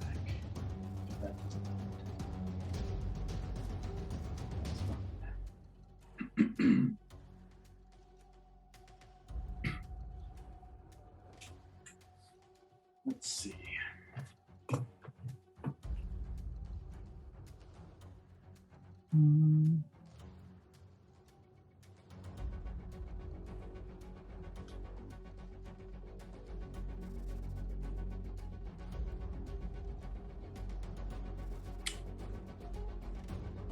Honda's positioning is just so good. It drives me crazy. You're just constantly either right, like in something's face and I don't want you there, or when I want you there, you're not there. That's what he does. It's his life purpose. It's so smart. Be where he should not be. Yeah, the Honda the blue way. Being where he should not. Could do that. It's not bad. We gotta get all our shit at some point. Well, make sure you're there to claim it. You have to live first. Yeah. He's going to settle back into the pool. And just kind of settles and sinks down into it like an inch or two. And you just watch as the tendrils kind of rise up and around, and kind of like this oil wash kind of washes up and over. Just slowly from the bottom up. And you can see that shifting has returned to its form. Let's see.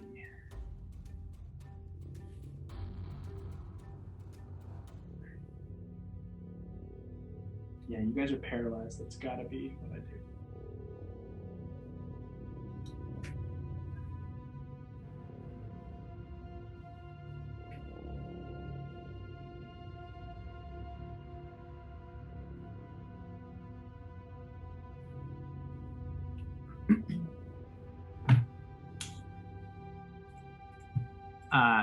And you watch as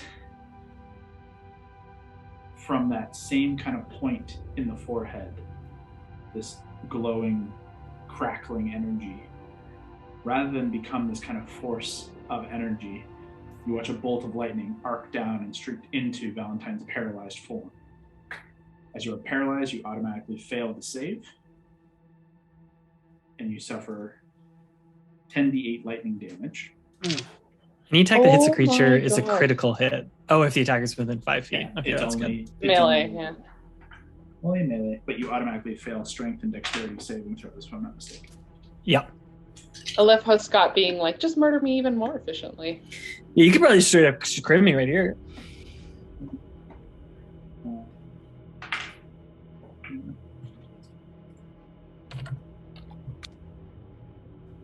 Let's say That staff has Revivify there, Gord. Valentine, you suffer 54 points of lightning damage. I'm down.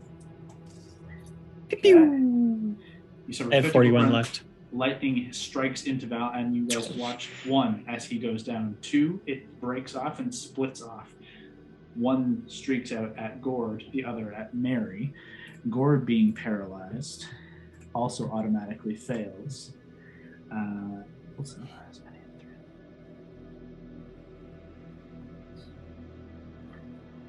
Gord, you take the same amount of damage automatically. And Mary, I need you to make a dexterity save. How much is it? Does anyone know? 54? I think it was 54. It was 54. I think- That's correct. I think Brock's in the bathroom. Oh, there he is. Okay. Yeah, 54. Brock has a lot of health now, though. Actually, Hondo, it's 3 targets. So Hondo, I need you to make a dexterity saving throw as well. Hondo and Mary, dex saves. 24. That's a success. You take 26 points? 27 points. 19. Hondo, Nice. that's Plus success. 10. You take 0 points as you're a rogue. Baller. And just Primus's worst nightmare. I love He's a how lot of people's Hondo's, worst nightmare. Hondo's evasion is just shadow boxing. That's all it is. You just pulled back out of the way of this like weird cube, and suddenly a bolt of lightning streaks off of Valentine, and you like matrix dodge over it as it slams into the stone. But you look over and see Valentine is unconscious. Gord is still conscious, though unfortunately paralyzed at the moment, and Mary gets a little winged, but is otherwise fine. That is his action. Does have that, and with it, no, he's good. He's just gonna chill, because he hasn't taken any damage. And that's gonna end his turn. Take us to Elena.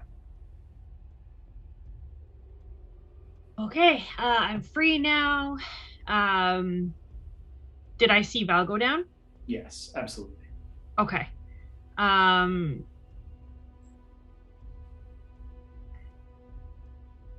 Okay. I'll go run up to him, because that's what she would do. Especially how angry she is. Yeah, you can get right to him with your full move. Okay. And I'm going to try and get him up. I think I have a regular potion left. Let me just confirm. I do. So I'm going to plop it 1 in his mouth. You got it. Go ahead and roll. Okay. What is it? also, 2d4 plus 2. And I also want to point out, as this is happening, Val, as you do come to consciousness, once you find out how much health you have, both you and Gord feel that paralyzation, that stasis fade. At the end of Primus's turn. Praise the Lords. So it seems there is a certain time in which you are paralyzed.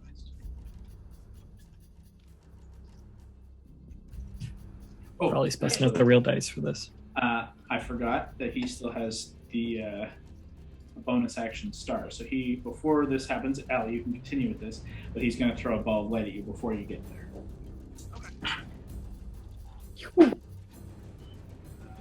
Not great, but it's a 19 to hit, which I think hits you. Yeah. So continue.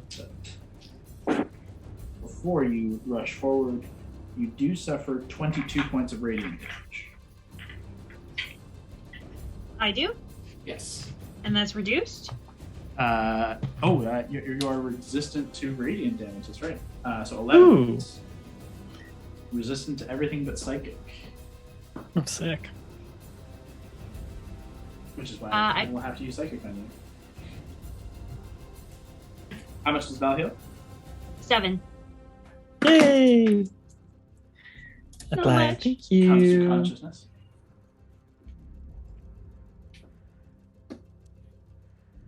That's your action to administer the potion. Yep. You do get hit with the bonus action ball light to maintain your rage. Okay. What do you want to do with a bonus? And you've used all your movement to get here, so you just have the bonus currently. Okay. In that case, am I close enough to... Actually, no, screw it. Can I use an action? Sure. Oh my god, I can never say it. Action surge. Yes, you can. Absolutely. Okay, I'm gonna do that then. What are you Get gonna do this with guy. Yeah, and can I hit him? You are too far away to physically get to him, but you can Okay. throw your hammer if you want Okay. to throw. Yeah, and I'll do that then. Make some attacks. Stormbreaker. Okay, that is, oh my god, 25 to hit?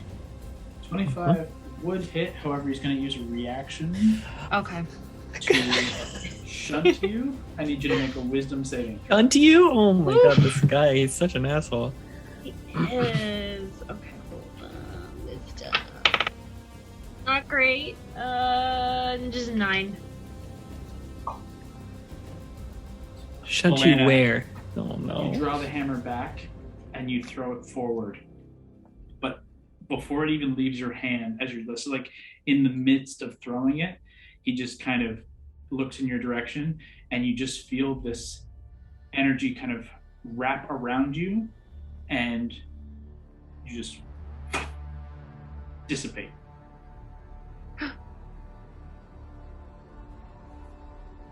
It's the end of Alana's turn. This guy is the worst. Takes us to Valentine. Ah, God. Seeing that, Val's gonna be real fucking pissed. And I'm gonna go Val Ape mode because I need to get a lot of health really quickly. Okay. So polymorph. Interesting. Okay. Nice stuff. Very Super Saiyan. Val's gonna be so pissed that he saw that and just turn into a huge blonde ape.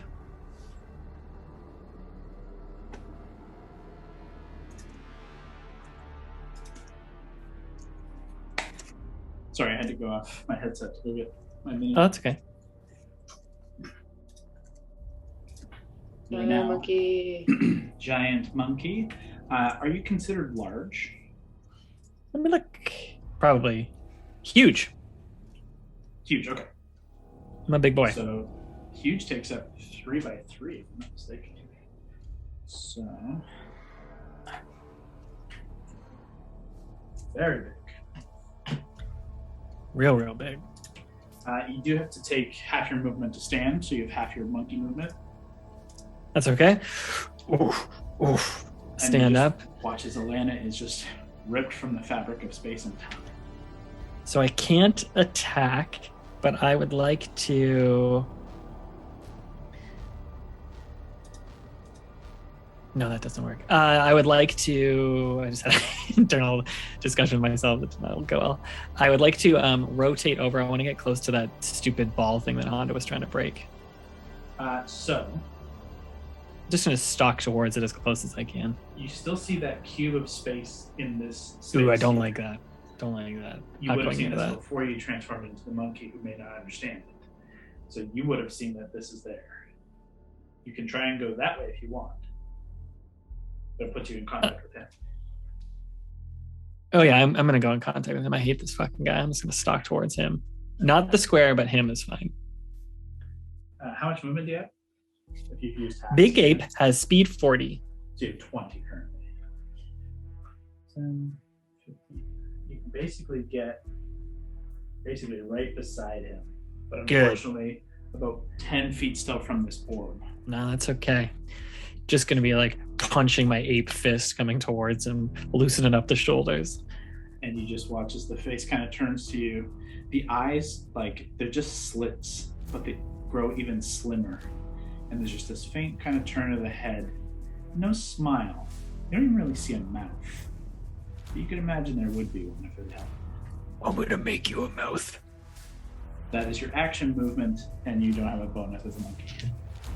Nope. Which will end your turn and take us to top of the round. However, how many legendary actions have I used? Any? I don't think I have. I just went. So no, I have full legendary actions. So,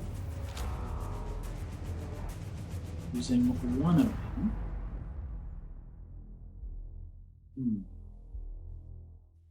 So you use one of them to punch this Valentine character, this monkey.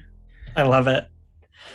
Just immediately as you stalk forward, goes to hit with a 26. That'll hit. That'll hit this monkey. Go ahead and make a strength save. Strength or strength? Strength save, yeah. Okay, as a big monkey. Big monkey, what you added? +6 to strength. So D20. Come on, D&D Beyond, don't fuck me now.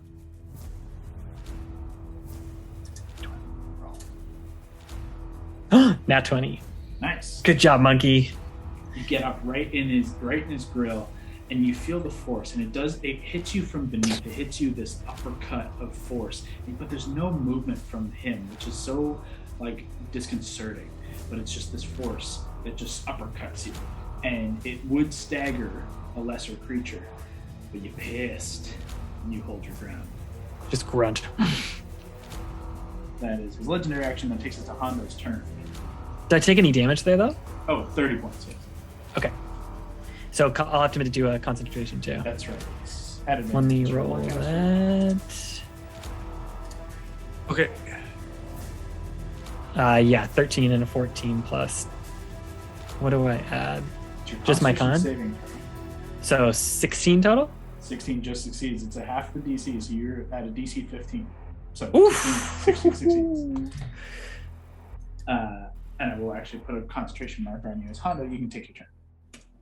You said 30, right, Kyle? Yep. I'm going to use Whisper to aim at the orb. So, from this position here, you can. It's a slightly harder shot, so its AC is a little higher. You can't move like forward this way without interacting with this orb, and you can't really move forward this way because Monkey Valentine is now taking up that much space. So basically, it has half cover. It gets a little bit of AC boost, but you can still throw. Absolutely. So if I move, I'll get a better AC though? Basically, like, there's no good spot for you to move without using more movement than is worth moving. Oh, okay. Like, you'd have to move all the way around, like down here, or like up this way over here, which would burn your whole movement just to throw when you can still throw, just at a slightly harder shot. Okay. It's up to you. So, first one, a 6. Not great. Plus 13, 19. That does hit. Just hits. Oof. Attaboy. Ding!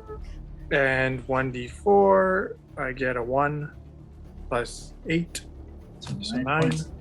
You strike, and you can see that you're like, the crack is 3/4 of the way across the entire thing, and more spiderweb splinters are breaking across it. It's got just the barest bit of arcane energy. It's not even the glass containing anything anymore.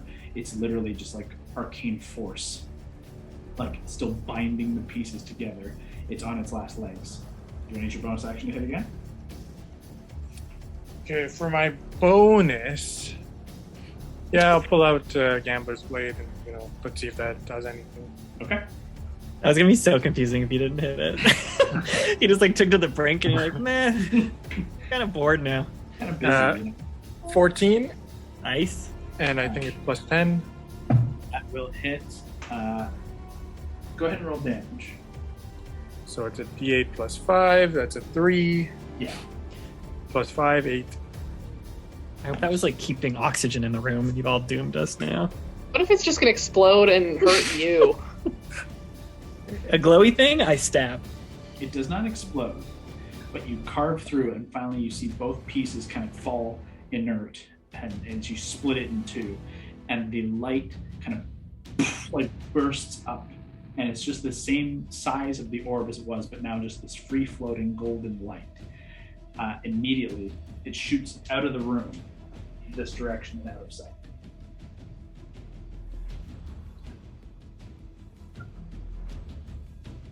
I'll just look at Primus and I'll say, "Oh, Tin Man, did I just steal your heart?" And Okay. I mean, that's a pretty good line. Is there anything else to your turn? I'll move. I'll take cover again. I don't want to be right.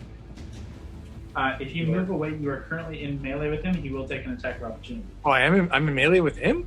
Unfortunately, to where you threw the dagger, the hit where you moved it to puts you within contact with him.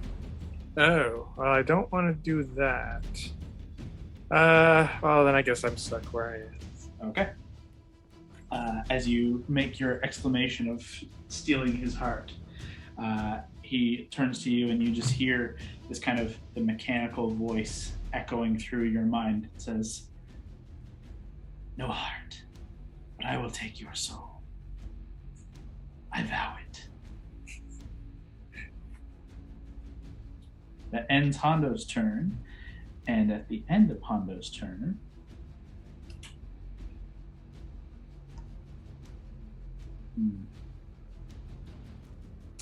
damn. Would have been good. But unfortunately, I kind of mistimed my stuff. Shit happens. He is going to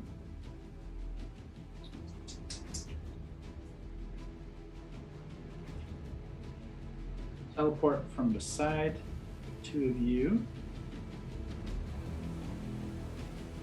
and land in that door right there. It's going to end Hondo's turn. That's 2 legendary actions. Mary, where should you? Oh, Mary. Okay. Lord's still out of it. I think the paralyzed thing faded on sorry, both of us. it faded. Yeah, Okay, Gord great. is back to Gord. For some reason, I thought it was just you.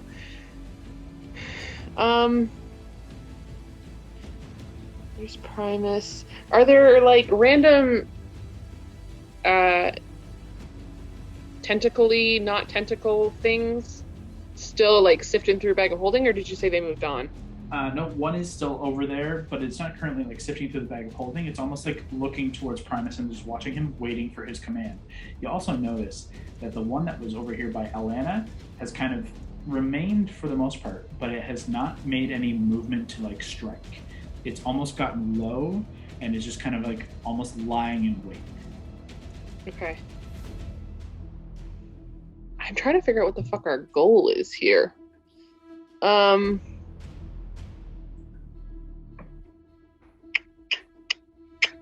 Can I take one step to Gord's right? So I'm up against that orb. Yep. Can I use my bonus action to investigate it?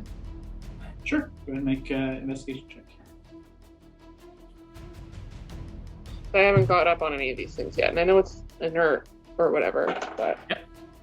17 plus 11, so no, 12 now, I think. Yes. As you look into the 29. orb, yeah, there's no energy within, but the orb itself is like made of energy. Like it's like a glass orb, but you can see the traces of arcane like force and energy surrounding it. It seems like and knowing there was light in it, and you would have seen the light kind of burst up out of the one that Hondo just broke and shoot out of the room. It seems like a containment unit of some kind. Is it connected to anything with cables, or it's just like magically tethered, or it's nothing? It seems like it's like set into the pillar. Okay. But that's the best you can gather. Okay. Fuck, what are we doing here? Okay. Where Primus is, I'm sorry, can I see him and he's just up, or he's... Yeah, he's right here.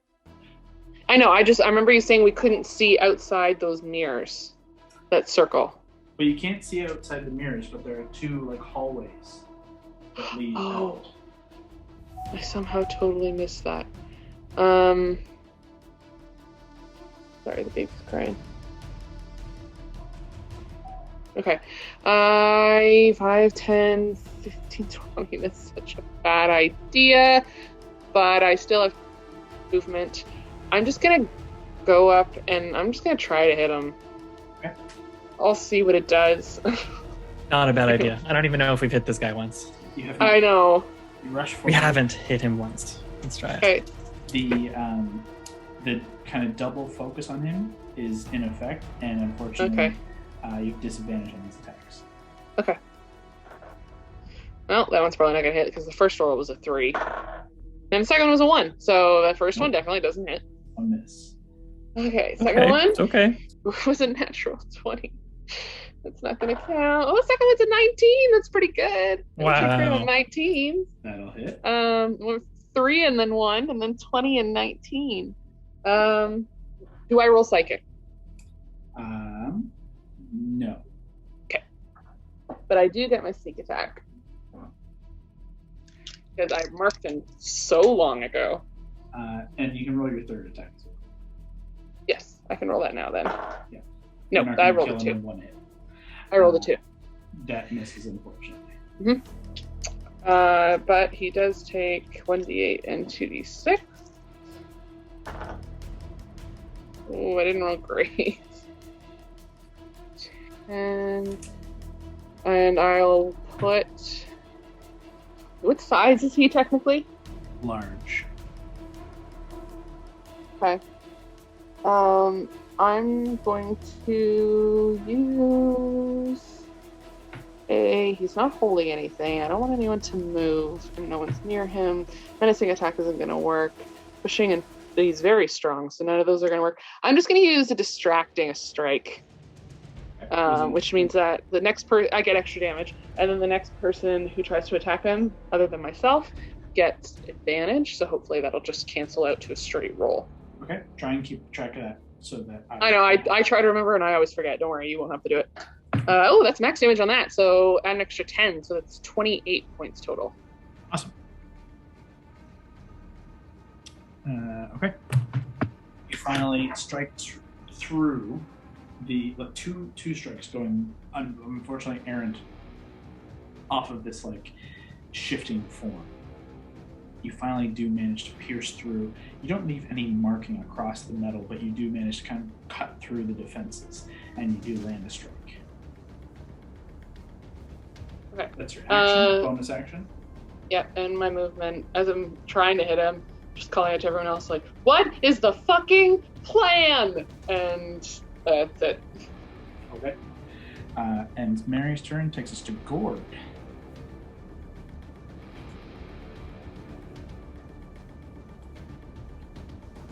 Well. Looky who it is. I shall cast Finger of Death. Yes. Fuck this guy, Gord. Fuck this guy. He's already used his reaction, and I've already used too many legendary actions. Yeah, this was Get him. planning on my part. Get him. I think it's a Constitution save. Yep. Okay. Oh, yeah, it's 26. It's okay. Still takes damage. So he sigs, but he takes half damage.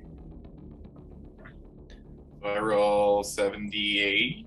Yes, you do. Plus 30. Give me a lot of 8s. 27. Plus 30 is 57. Half of 57 will do 56. Is 25 and 3 is 28 points. Which is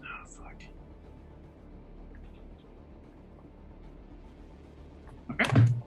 You watch as your hand turns as you like kind of break free of this paralyzation. Your hand turns and you fire that finger of death towards him, and you can see there's a moment in one of the like kind of visions of him that shifts out of the way entirely, and one where unfortunately gets full hit, and they kind of combine right in the middle, and you watch as a section of metal plate like completely corrodes and rusts away, and like at a moment's notice, it just kind of at the midsection, like one band just completely corroded and rusted. No audible response, but you definitely see a strike. That's your action. Ouch. The pain. It's my robot voice. Is this room fairly dark?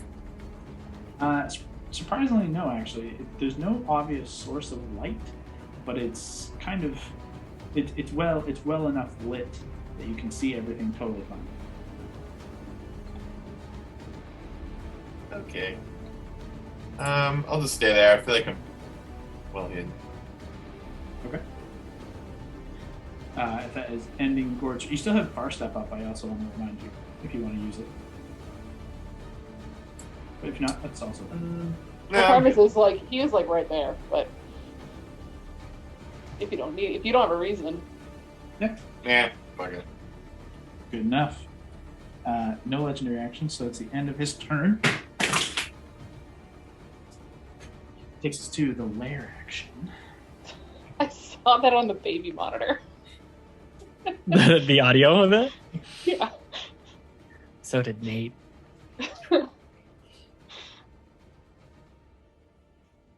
The cube shifts ever so slightly.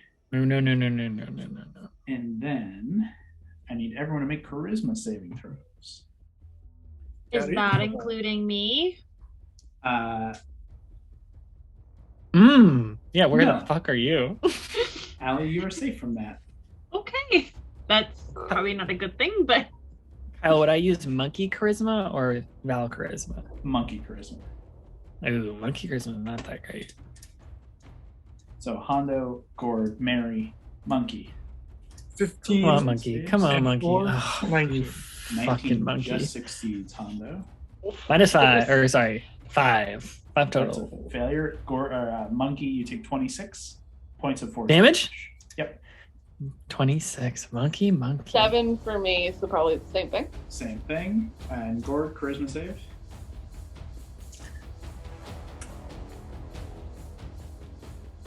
Monkey. 28. Nice. Gord, you take no damage. As again, this kind of wave passes through here, and you feel the damage and wounds that you once suffered kind of reopen and split free of themselves. That is the lair action, and takes us to Primus's turn proper. Wait, Kyle, 26, so I have to make a 13. Oh, yes, thank you. I made 13, literally a 1 and a 11 plus my 2, so 13. Oh my god. Got the forecaster. Jesus Christ. Okay. Oh, fuck off. God, I'm rolling like such ass over here. Well, you're kicking the shit out of us, so don't you worry. Yeah, I guess. I don't even know where it probably is. Such small solace. Okay. Well, shit. Can't do any of that. In that case, let's see if he gets this back. Okay, he gets that at least. In that case, with you there, he does get his stasis field back.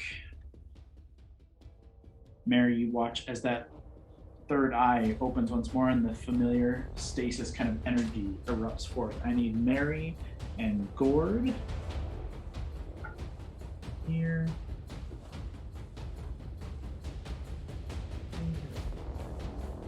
Yeah, that's everybody. I need everybody but Alana to make Constitution saving throws. Come on, monkey. You should be good at this. I'm gonna use Indomitable, Kyle. Oh, I failed. 6 total, 3 and 3. Yeah, Hana, that is a definite fail. You feel yourself just locked in Ooh. place as this like time washes over you, and you're just like about to rush off, and you just freeze. Monkey Con? Yep. 21. Fails. Oh, fuck. Monkey, I thought we had this, monkey. I thought we had this in the bag. So what did I just get? 21. No, sorry, but what just happened to me? You are paralyzed in time. Oh, motherfucker. Frozen in space. Poor monkey. Mary, what'd you roll? 23 with Indomitable. You succeed. You are not paralyzed. And Gord, 11. you are paralyzed. All of you just locked and frozen in place. Primus uses action for that. Bonus action. He's got another orb. You guys are all paralyzed now. He's going to wing one at Monkey over there. Actually, could hit Hondo. Monkey's an easier target. Pretty big. Monkey's the easier target. He's going to go for Monkey.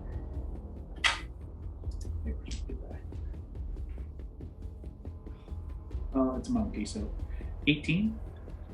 To hit? Yeah. I mean, I think you have advantage too, but I think this probably hits. Oh, that's a good one. 12 is my total, my AC. Much higher, definitely. Monkey form suffers. Man, I love D12s. Oh boy. 36 points of radiant damage.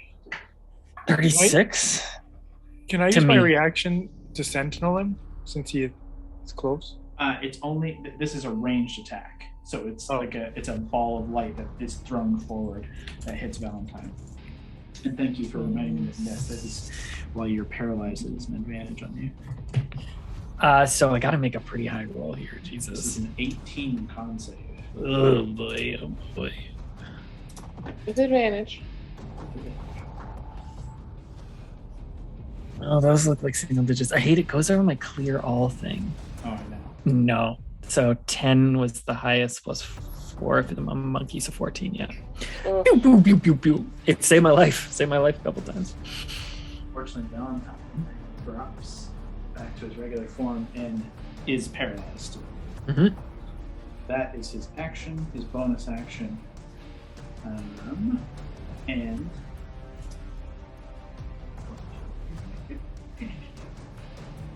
move around. Mary, you technically get an attack of opportunity. It's smack. Okay. That's Smack, disadvantage. smack. Do you get advantage on the distracting? No, it doesn't work for myself. It only works for other people. But do I have disadvantage? No, as the effect Hey. fades. However, Hey, natural. No. I rolled good.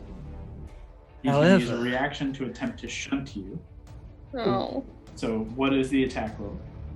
I rolled a natural 17. Okay, so that would hit, but he's going to attempt to shunt you. I need you to make a wisdom saving throw. I'm okay at these. I'm not that great at these. Oh boy, fuck. Bye. 17. As you go to strike out, as he begins to move away from you, with no look, you sweep, and as you go, you just feel yourself like turn to dust and just disappear.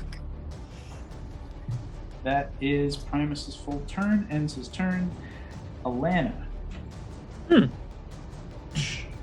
Ding! You reappear, hammer in hand, about to throw, but suddenly Valentine is directly before you. unmoving. Hondo directly to his left. Everything is shifted. Everything is changed. What do you do? I'll just kind of, as I'm standing, just be like, what is happening? And then, do I see where I can attack? Am I close enough? You are at a far distance. As you can see, he's over there. And honestly, at this range, in your passive perception, I think it'd be difficult for you to even notice like the line through to him from there. No, you can see him. And Val's down? Val is still standing, but he's locked in place, frozen. Yeah, I'm not down. Yeah. Just like frozen in space. Oh boy. What's the range on the hammer? The hammer? Right here. Hold on.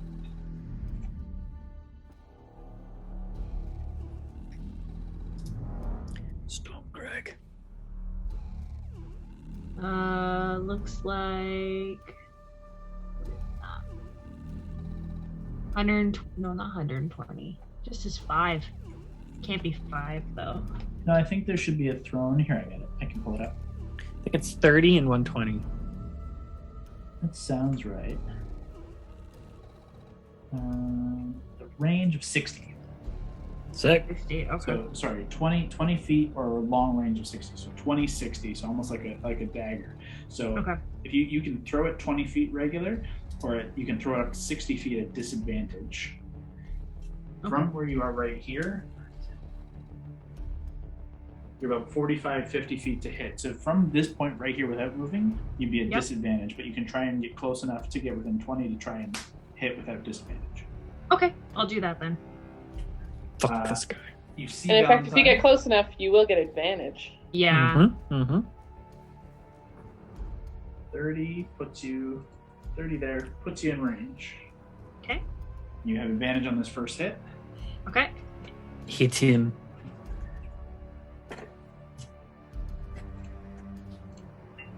Ooh, 27. Okay, that'll definitely hit.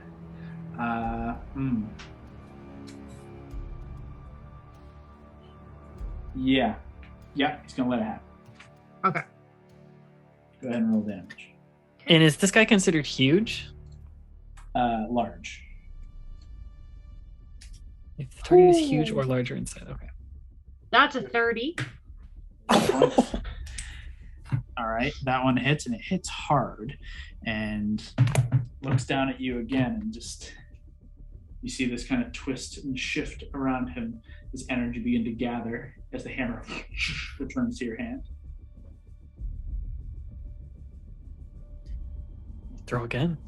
Or was that your damage, or was that the second time? That was the damage. Oh my god, Jesus. Yeah. Okay. You have a second attack if you want to use it. Second attack? Okay. I will. I have advantage on this one as well? Just straight roll on this one. Straight roll? Your effect only has 1, right? Yeah. 18 to hit? 18 does not hit, unfortunately. Okay.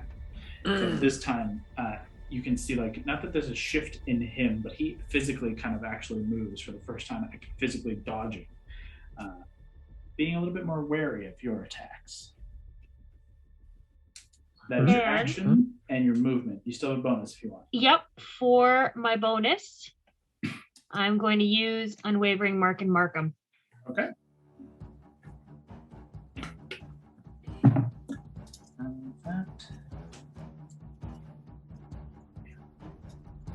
Mark him. Okay. That is the end of Alana's turn. Let's see.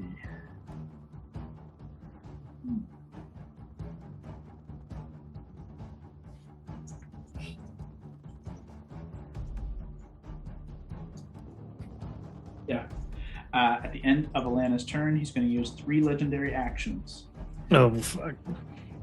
As Allie, you just rush forward, throwing the hammer, you throw it a second time, and you hear just from behind you, as you're focused your full ire on him, the other 3 of you paralyzed, frozen in time. You can still see what you see, but your body is just unmoving, unfortunately. And you watch as rising from the pit in the center of the room, one of the tendrils. Oh no. The blade fires out of its forefront, and Hondo, how do you look? Sorry? How do you look health-wise? How do you look, bud? I know Valentine looks like he's on death's door. I'm a very good health of 69. Ooh. This Nice. fucking guy. Oh, God. I'm ready to fight. Nice. Yeah, you look too ready to fuck, Ready to but this thing fuck. doesn't want to fuck with you. So instead, it is going to go directly at Valentine. Bye.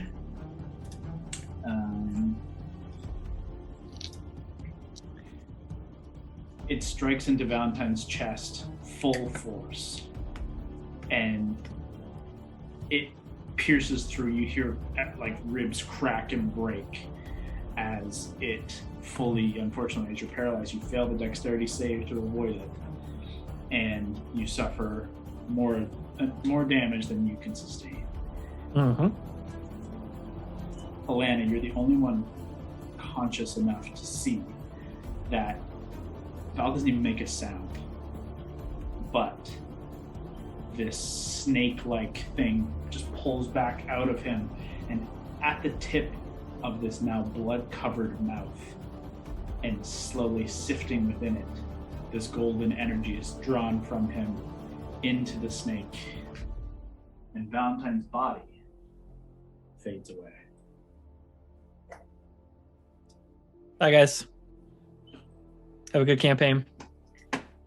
No. We're getting it back. It was We're fun. getting it back. Nope. Nope. Take care. Immediately, the top left orb begins to glow with golden light.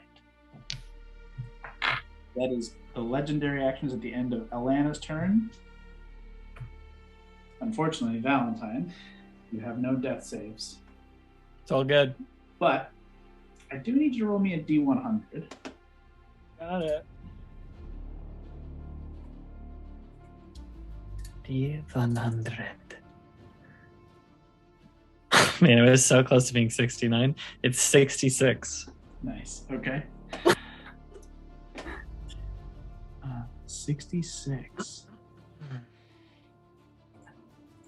Okay. I'm going to message you something privately. Okay. I'm open messenger.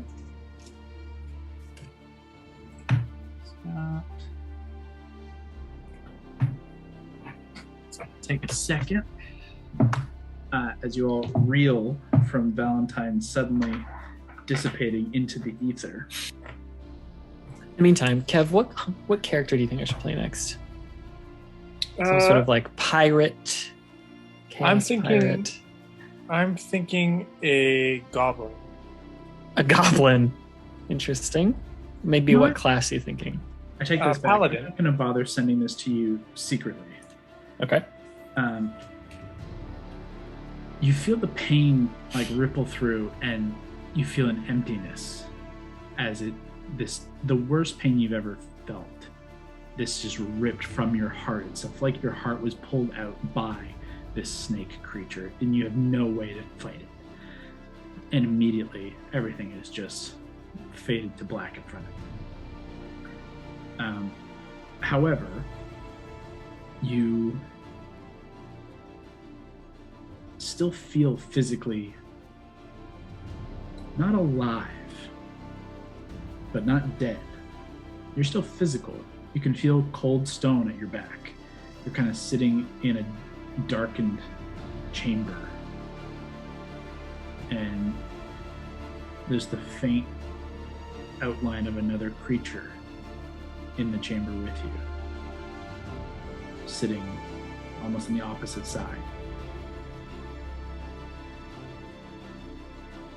Can I try and get a closer look at this guy? On your next turn. Okay. That will end Valentine's turn. Hondo, unfortunately, you are paralyzed currently, so you have no round. Mary, immediately. Sorry, one question. Mhm. If I'm paralyzed, that means I can't even speak? Yeah, unfortunately, like you're literally like vocal cords, your mouth, everything is locked in place. It's different than some of the other status effects, paralyzes But what it. comment were you thinking? What comment I was was not thinking one? I was going to do a mind. spell. Oh, okay. Well, you can't do that. Maybe next time. Mary, you return as you are like mid-stroke to like cut down into this guy, but he's no longer there. Alana is immediately at your back, and you can still see his form now, just a little bit over to the right. Slytherin. Your turn is returned. What do you do? Okay, so I don't know that Valentine's gone. No. He's not even remotely in the direction I was facing. No. You are still facing like south on the map. Round. Oh shit, Alana's back. Okay.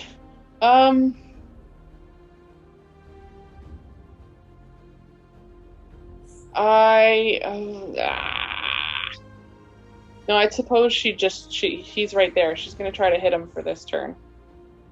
Okay. Murder. Disadvantage? Or no?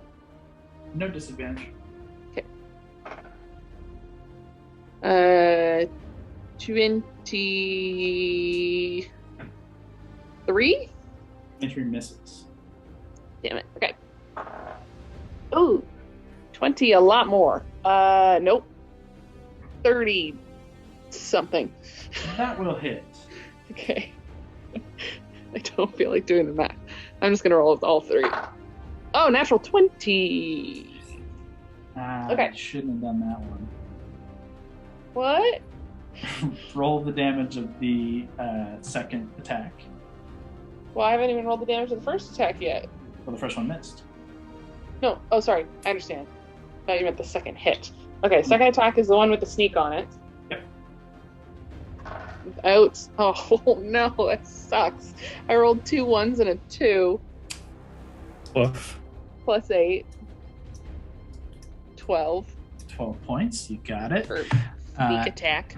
As you reappear and you rush forward, you miss once, and you can see it's just kind of looking up, and you can see there's like renewed energy to his form. You can see the energy behind the eyes is kind of faintly shifted from this kind of cold blue to a lighter, more vibrant blue. Okay. And almost like takes a moment to kind of catch back up as you come in and you hit that second hit. As you come down with this perfect strike, it's going to do significant damage. He kind of catches up and instead is going to spend 2 legendary actions to gain a secondary reaction and force you to make a wisdom saving throw. Come on, Mary. Come on. 18 plus Yes. Be big. 25. 25 succeeds. Attempts to shunt you forward, and instead you're able to push yourself ahead and roll damage for the natural 20. Just kill him. Yeah, that's the plan. Can I dump something into this or no? What? I'd probably just do distracting again. Oh, you mean a maneuver? Yeah, sure. Yeah. Damn it. Well, I rolled a 1 on the 8 and a 10 on the 10. So at least... That's all right. I know, but it's like the lowest and the highest. 22 on the dice. 22 plus 8. Okay, 30. Should mark off that there. Maneuver. You can see like some wear and tear to the physical form.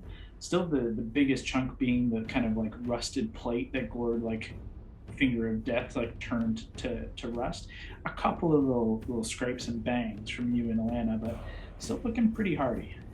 Okay, so for my bonus action, since I see, I'll attack and then look up and be like, okay, no, this is something different. I already had the thought about these little light bulbs giving him power, so I'm going to swing around and I'll use my bonus action, Eye for Detail, just to get a look at the room, because she didn't really look before. Yep. Go ahead.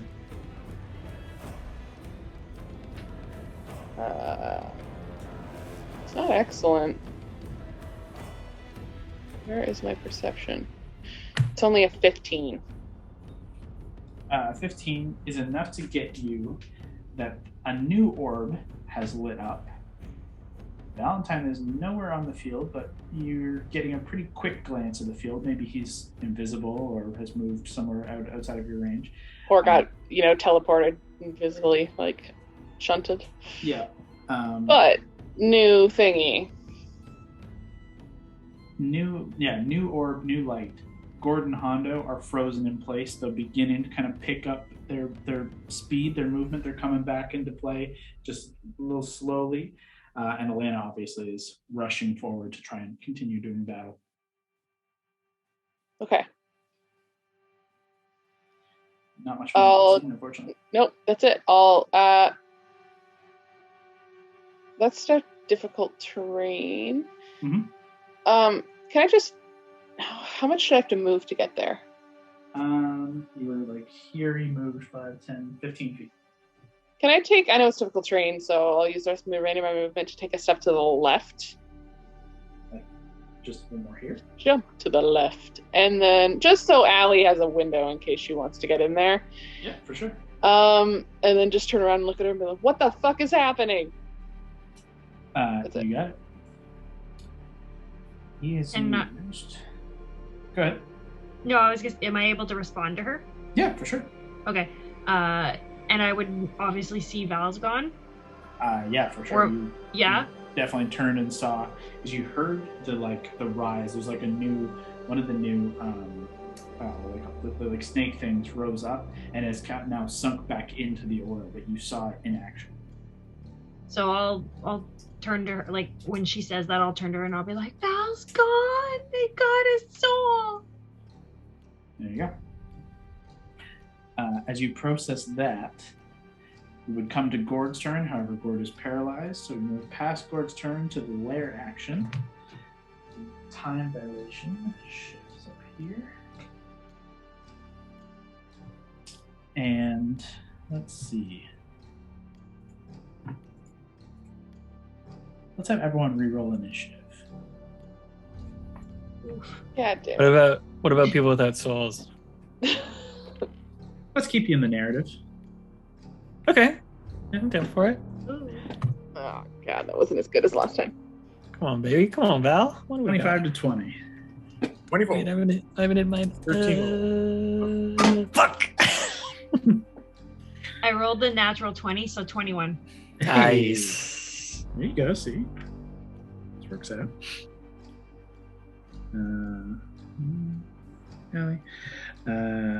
Okay. 20 to 15.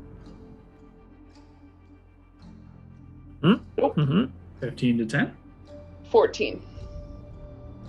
Brock, what did you roll? Sorry. Let me check. Val, what'd you roll? 9.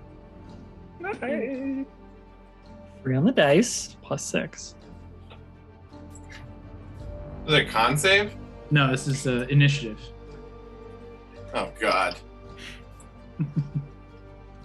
Scored add to initiative. Like 3. Hold on. My D&D is... page is low. Initiative. Let's do this. 10. Okay, great. Leah, did you say you roll 14? Correct. Okay. Nice. Okay. That is the lair action. Takes us to Primus. On Primus's turn, what does he do? Does he get this and that back? No. God damn it. Okay. Let's see.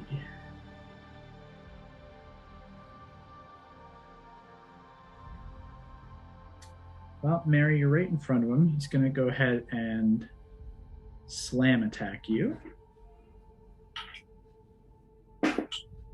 Yeah, that's a 30 total to hit. I need you to make a strength saving throw for me. Probably not. 13. 13 unfortunately fails. Strikes you with arcane force and thrusts you back through this mound of stuff. Great. You take 30 points of damage. as he does. That's that. Bonus action. Hondo and Gord. Hondo, you're paralyzed. He can see a clear shot to you. He's going to throw one of his orbs of light your way. Oh, that's not great, but it is going to hit with a 20. 20 It's just such a little thing. Is he concentrating on something? Is he concentrating on something? Yes.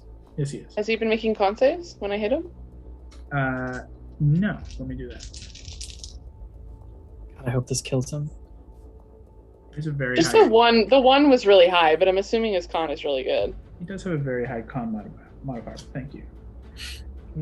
Hondo, you take 33 points of radiant damage. Can I dodge that? Not while you're paralyzed, unfortunately. Oh, Hondo. What are you at, buddy? What was it, 33 you said? Yes. I'm at 36. Okay. So we've got a couple of 30 points of damage, so like 15s. So let's see.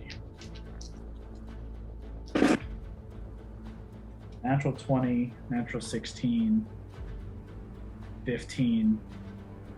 He's doing well. Yeah. I would say, yeah, based on the last couple rounds of damage, which haven't been a ton. Okay. I don't know how much Allie did in that one turn, but he had one big hit, which was 30, which is why I was saying 15s. Like no one's done more than 30 in a single hit, so 15 would be the. No, even my crit was like, I rolled not excellent on. So yeah, I think that still was 30 total. I think he did. So 15s were the DC, and he hit him. So thank you. He did manage to maintain, unfortunately. So he slammed. He did his bonus. And then that's the end of that. Is he going to move? Where does he want to go?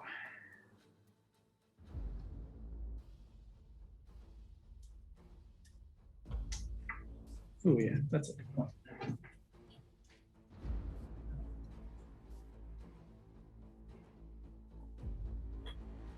God damn, this guy can move so much. Wasn't that much? It was 20 feet. Oh, okay. I guess he's a large creature. He's a large creature, so he takes up 2 squares. Right. That's as far as he can go, so that's where he's going to end his turn. And ending his turn, the paralyzation ends on Gord and Honda. Oh. Phew. We're no longer paralyzed, but takes us to Mary's turn. Oh shit! Right, new initiative. Yeah. Oh, this one worked out for me. I just tripped over all our shit. Mm-hmm. Skidded through it, pushed by force. I had a cool idea earlier, and I'm not going to get to use it because it'd be such a terrible idea now. I'm going to move north.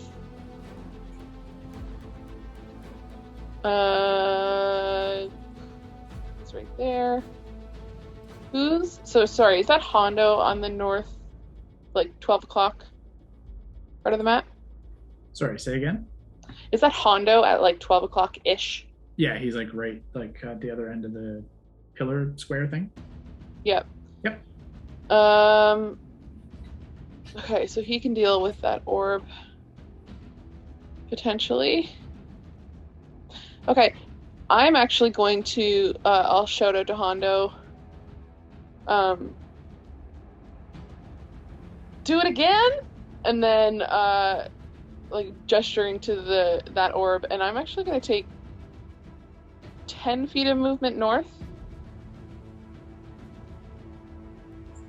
Okay.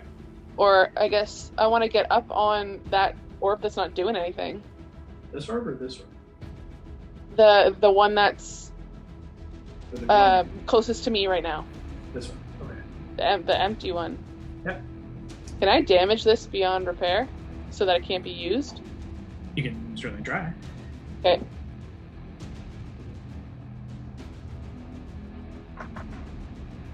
That is a 21 to hit. Yep, go ahead and roll damage. Okay, no psychic. No psychic, thank you. Okay. It's 10 points damage. Okay.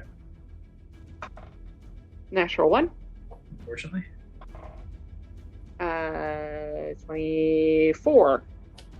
24 hits, absolutely. Max damage, so 16, I think.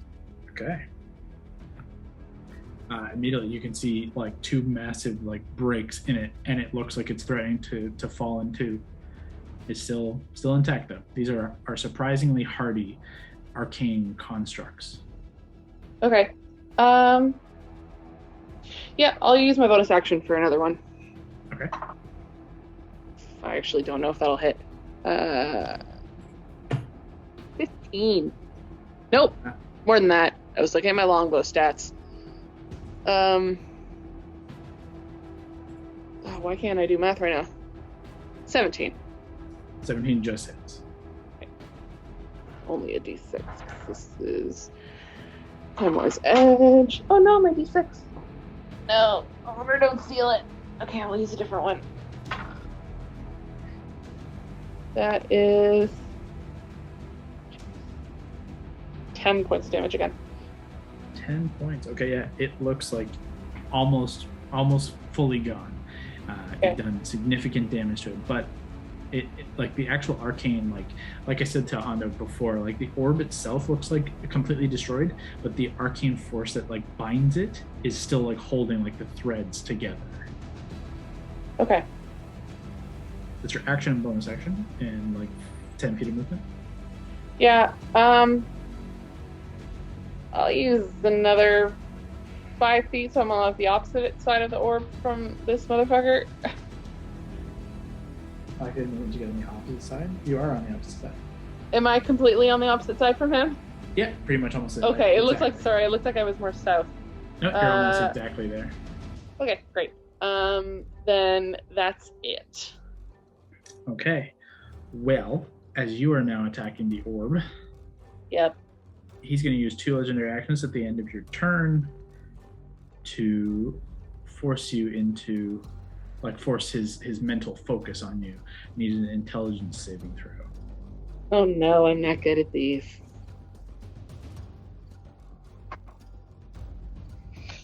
Oh no.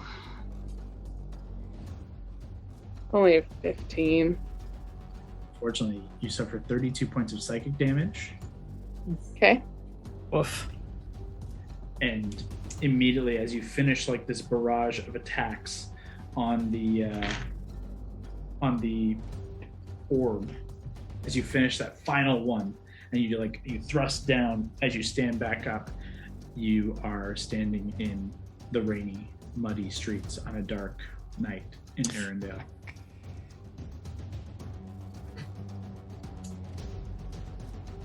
That ends Mary's turn. Takes us to Gord.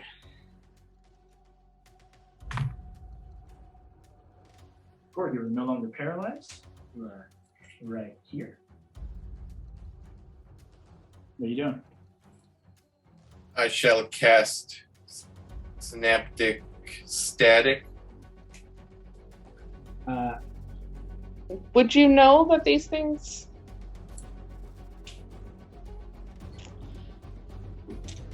There's been no communication to it. Yeah. You guys don't even technically know that. You just, when you're That's rolling true. damage, you're just not rolling the psychic component, but you don't know that it's not dealing with psychic damage. Right. So, unfortunately, for multiple reasons, as you go to cast the spell, and you do get the spell off, it's not counterspelled, it's not stopped in any way. Gord, as you focus the spell to strike out at him, as it crosses the threshold to hit him, it stops like 10 feet shy of him. The energy like crosses through and it just fizzles and fades. This guy sucks. If you want to use the worst. If you want to use your reaction, you can make an Arcana check to see if you understand what just happened. Sure. Go ahead and roll Arcana. 16. That is, that's exactly the DC, actually. You've seen Raymond use this spell before. There's a certain protective spell, a globe of invulnerability that can surround a creature and make them immune to certain to magical effects below a certain level of spell. He seems to be protecting himself with this one. Anything below a 5th level is not going to strike him.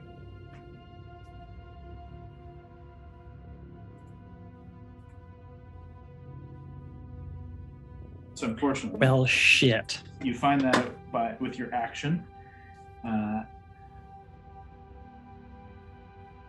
What do you want to do with your bonus, and do you want to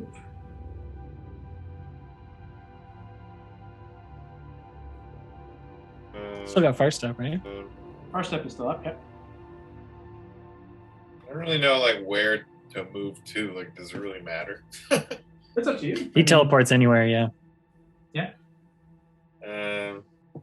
Yeah, let's stay there. Okay. That ends Gord's turn. He used already 2 legendary actions to reality check Mary. So that is going to end his turn. Take us to... Reality check is such a good pun. Reality check. Take us to Valentine. Well. While you're in this, dark kind of dungeon setting, there's no light. There's only faint light from beyond the room, almost just kind of faintly lighting a little bit of just outline, so you can just make out that there is another figure at the other end of the room, seemingly slumped similarly against the corner of the wall, similarly to you. And as you kind of get the inkling to kind of go and investigate and see who or what this other figure is, you watch as this glowing orb of golden light flies past from your left to right and kind of illuminates metal walls and metal floor. And it hovers and flies directly past you about 10 feet in front of you in a straight dart line, and then hovers, stopping in front of this figure, still about 10 feet away. And it's just holding pattern. It's trying to rush forward, but is seemingly stopped. And you see this figure kind of lift its head, but make no move.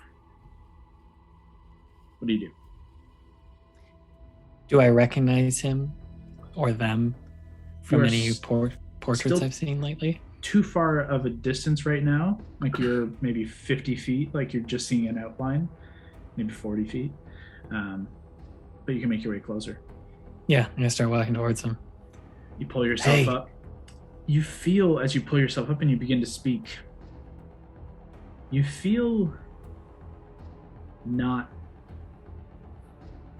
fully you. There's a husk, an emptiness, almost like a ghostly shell of you. Is the best way to put it. Go ahead and make a perception check as you make your way forward, and you shout out, "Hey." Hey. Perception. 17. You begin making your way forward, only moving about 15 feet. But the light of this golden light, this orb shining in, you see a smooth shaven head, This fucking guy. and kind of tattered cloth, difficult to make out the clothing necessarily, but seemingly human kind of looking figure, begin to kind of sit forward and cast you just the faintest of a side-eye look. But he doesn't seem to respond just yet. You said heroes of Vesaria would come. Here we are. One of many. Let's see how long you last.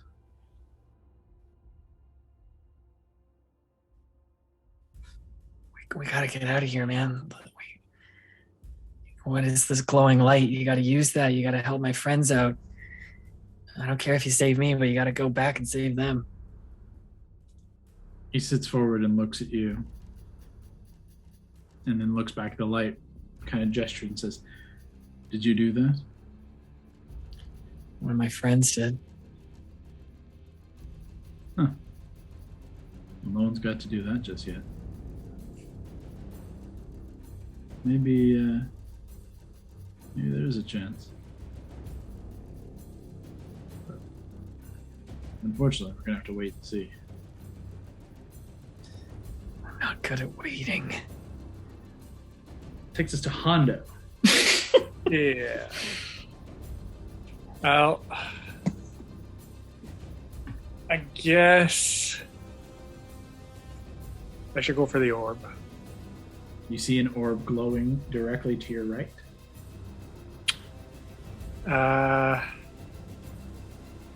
But then again, yeah, we haven't really done too much damage. Okay. I think I will free Valentine. Okay. So I will get Whisper Okay. and attack. Okay. Go ahead and make your attacks.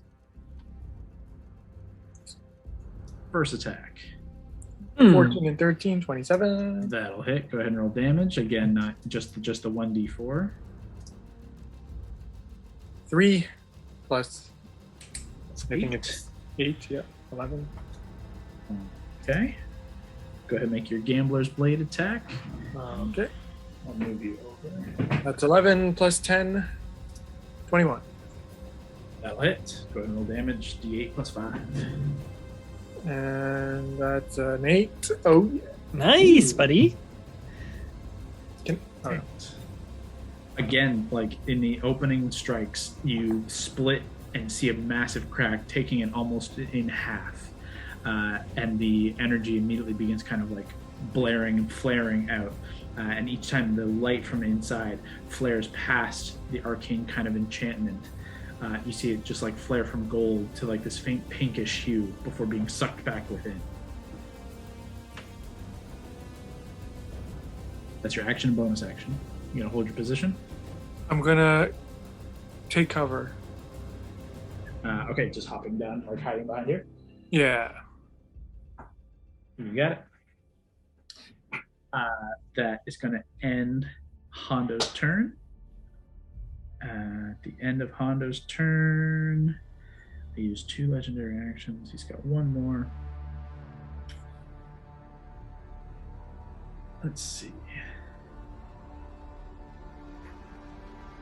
At the end of Hondo's turn,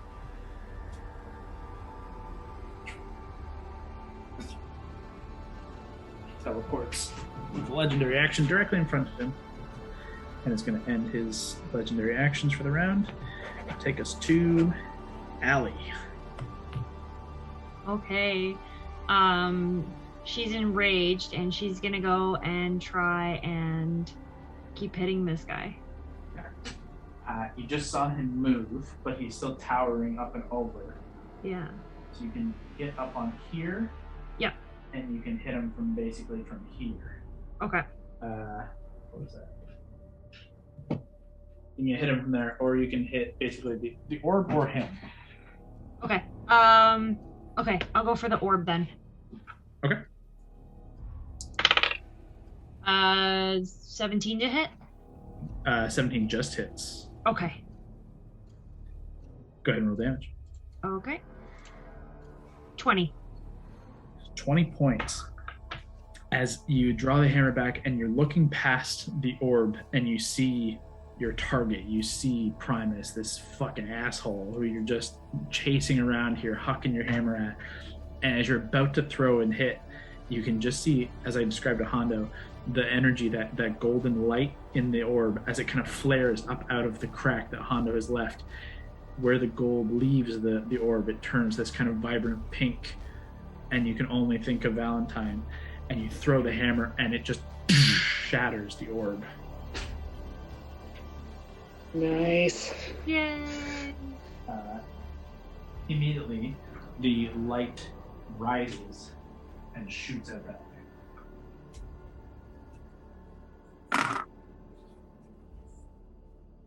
That is your first attack. The hammer returns to your hand. Okay. I'm gonna do more damage. Go ahead. Hell yeah. Nice. I got 18 this time. That'll hit. Go ahead and roll 18 on the dice, yeah? Yeah. Yeah. Go ahead and roll damage. 21. Okay. Okay. Let me roll my con save. Yep. Natural 16 on the con save. That is your 2 attacks. You still have your bonus, and that's all your movement. Okay. I think I'm good. I'll stay there. Okay. Oh, will my rage drop? No, you've been dealing damage. I've been dealing it. Okay. Oh. What am I at? No, I'm okay. I'm good. I'll save it for now. Alrighty. That takes us to the lair action. Goes there. And I'm going to keep that like that. Let's see. Lair actions.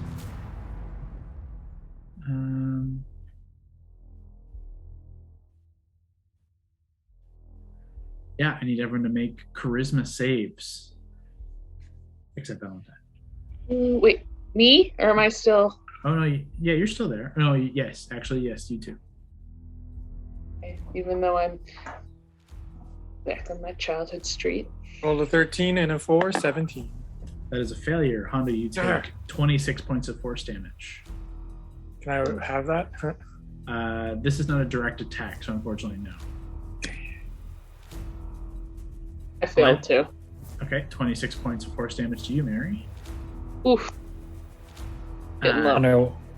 That force damage, though, Mary, as you're dropped into the Arendelle streets, the damage that you sustain is enough to shake you free from the vision, and it draws you back to the present moment.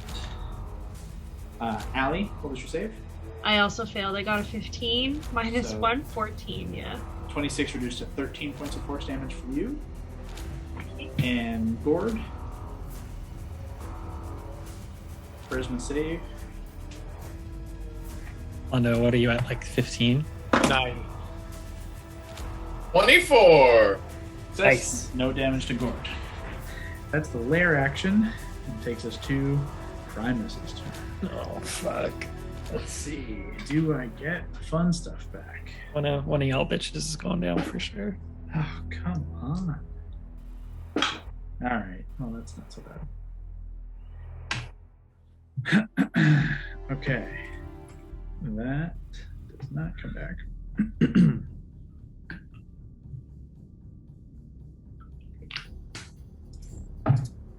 Well, let's see here.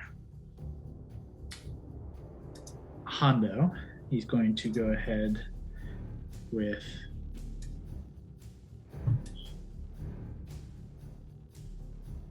he's just going to go straight slam attack on you with his attack action.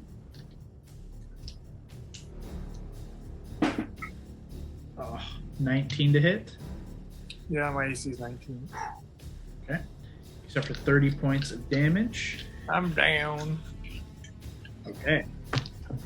You immediately are punched and thrown into the ground there, lying prone and beginning to bleed out. That is his attack. Bonus action. Gord and Mary, you're kind of hidden from him. Not gonna really worry about it.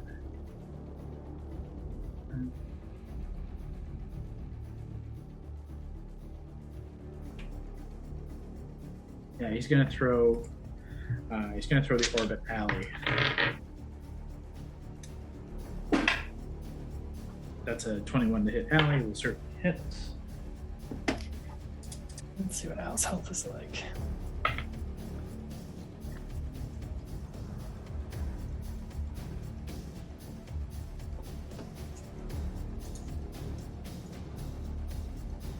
How much you take? 28 reduced to 14. Okay. Go up. Yep. Okay, good. That's action, bonus action. And let's see.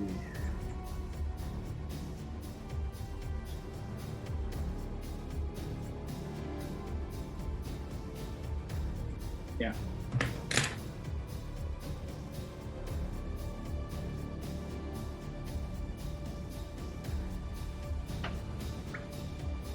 No, you know what? You always scare me when you do this shit. Sorry, I know. There's just so many elements to this. I'm trying to No, for sure. Take your time. It's the you know what? Actually, it's terrifying. Let's use the murder party spell. With Hondo down. I forgot about that. Okay.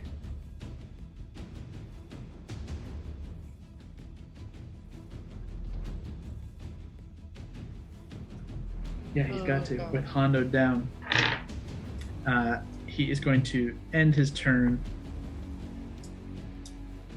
Is he going to end it right there?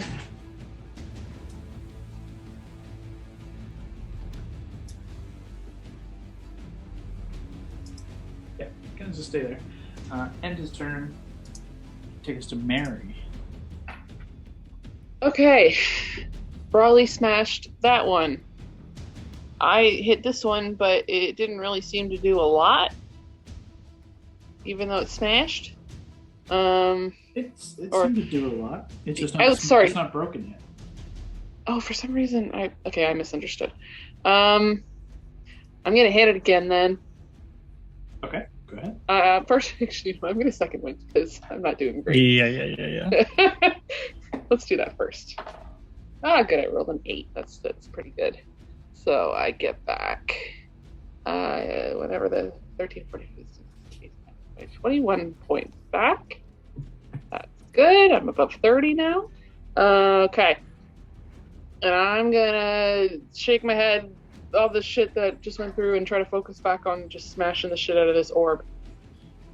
Go ahead and make your attacks. God, I'm really bad tonight.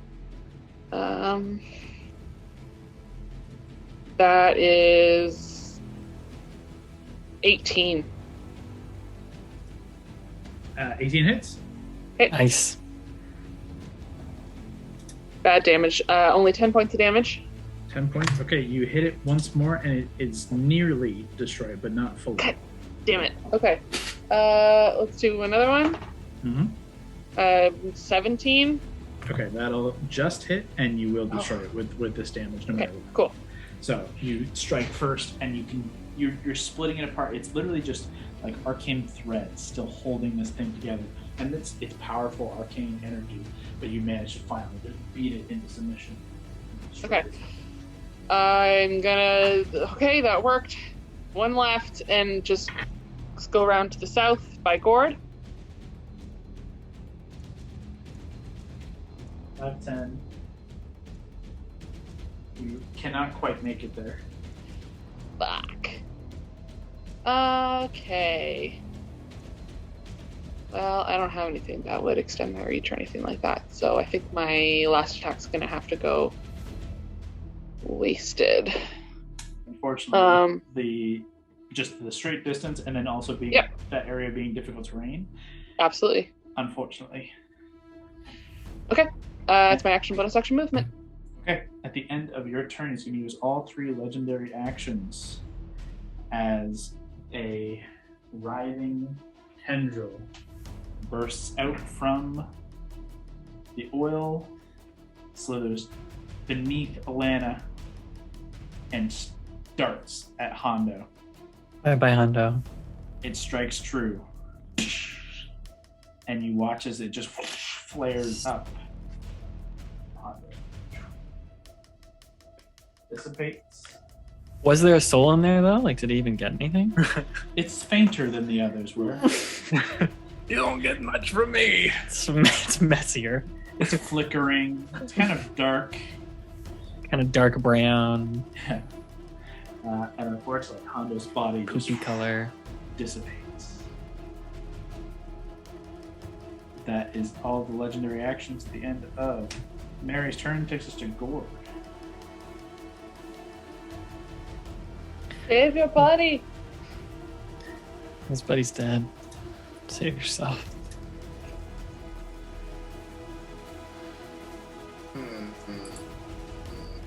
So I've pretty much learned none of my attacks will do anything. The Right, orb but you could hit though.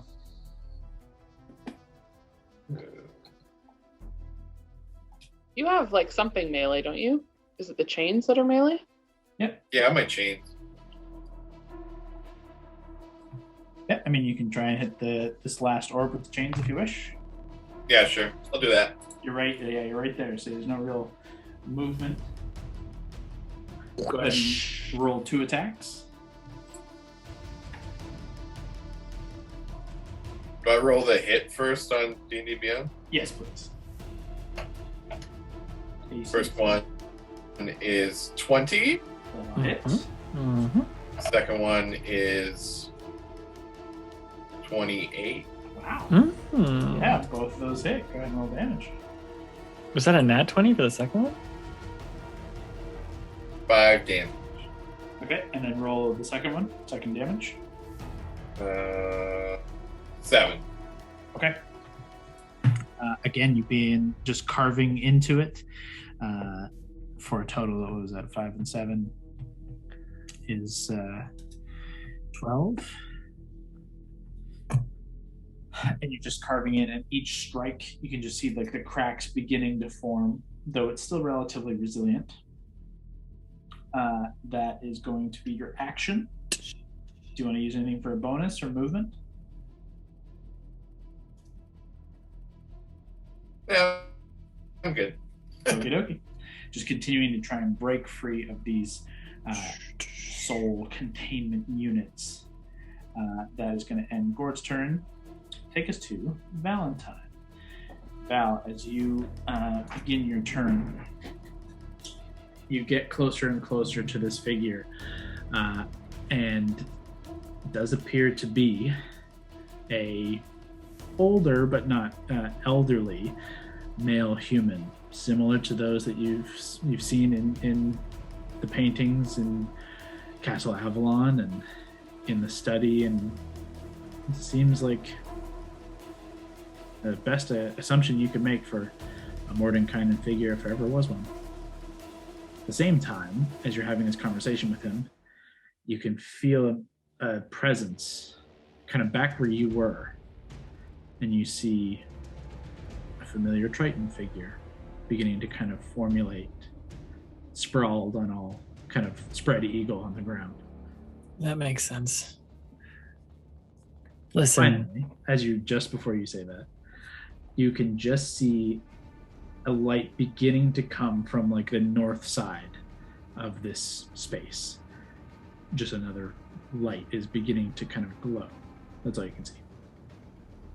I'll try and like reach out my hands toward that, but I'll say, listen, you're Mordenkainen.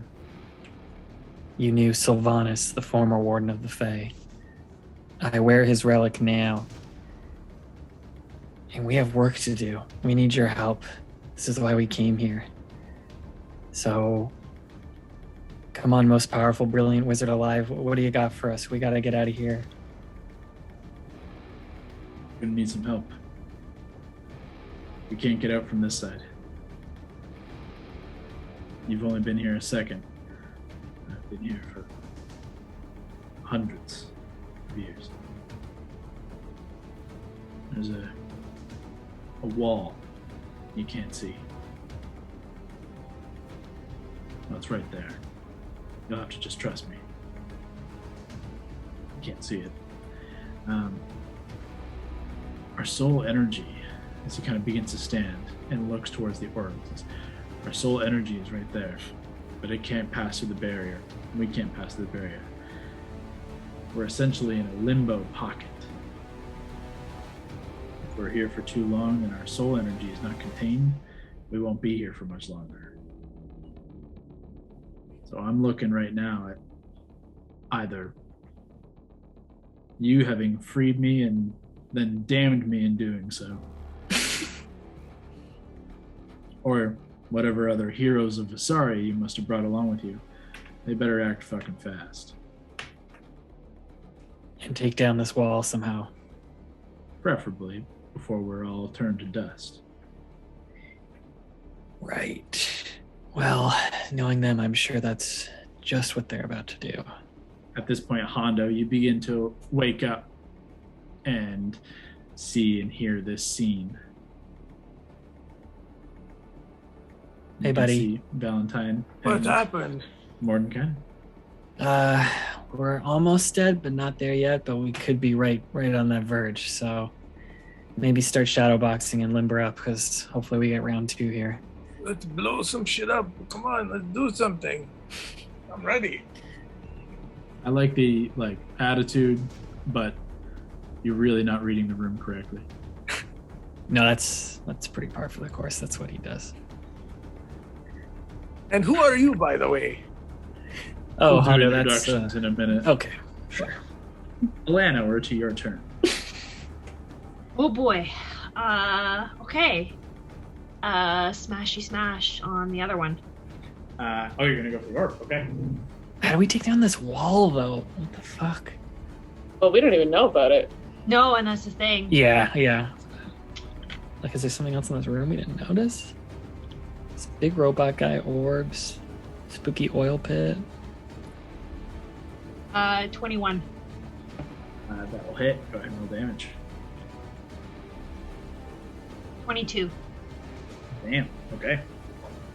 It's still intact, but your strikes are dealing a lot more damage, and it's not faring very well. You want to go ahead with your second attack?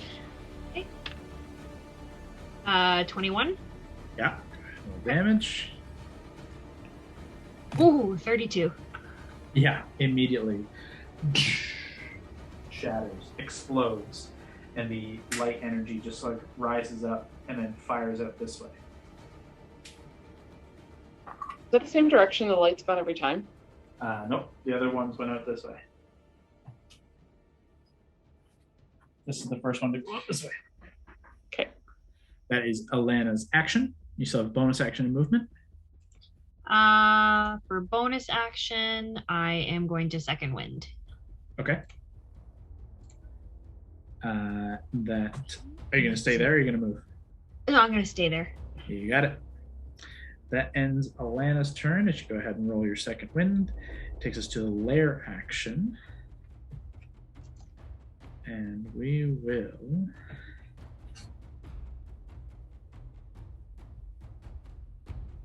shift this time dilation. You guys watch this cube begin to kind of form around both Mary. Actually, I can't hit both of you. Mary and Gordon, you both need to make dexterity saving throws. Natural 20. Nice.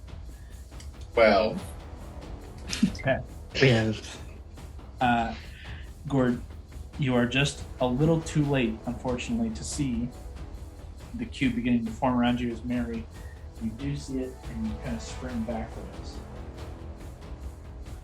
I've scored this cube, forms around you, around the space, and holds you in place here, and everything just slowly freezes. Unfortunately, that includes air and things you need to survive.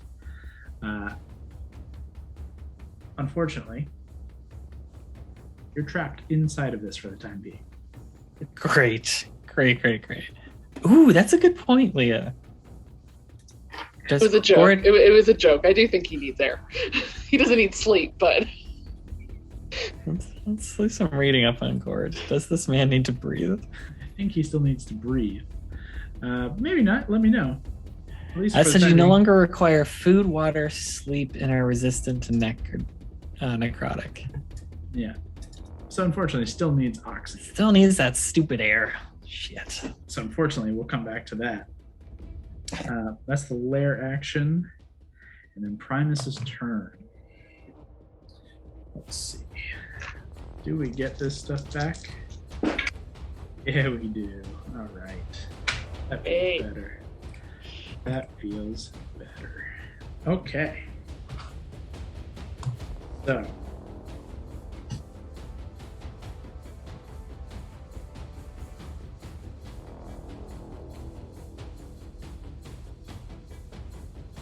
Okay. A nice clean line there. And we're gonna go with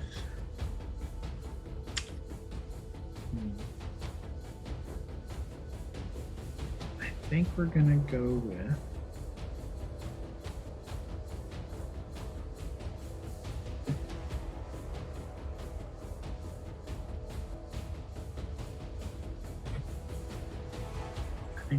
with a lightning bolt.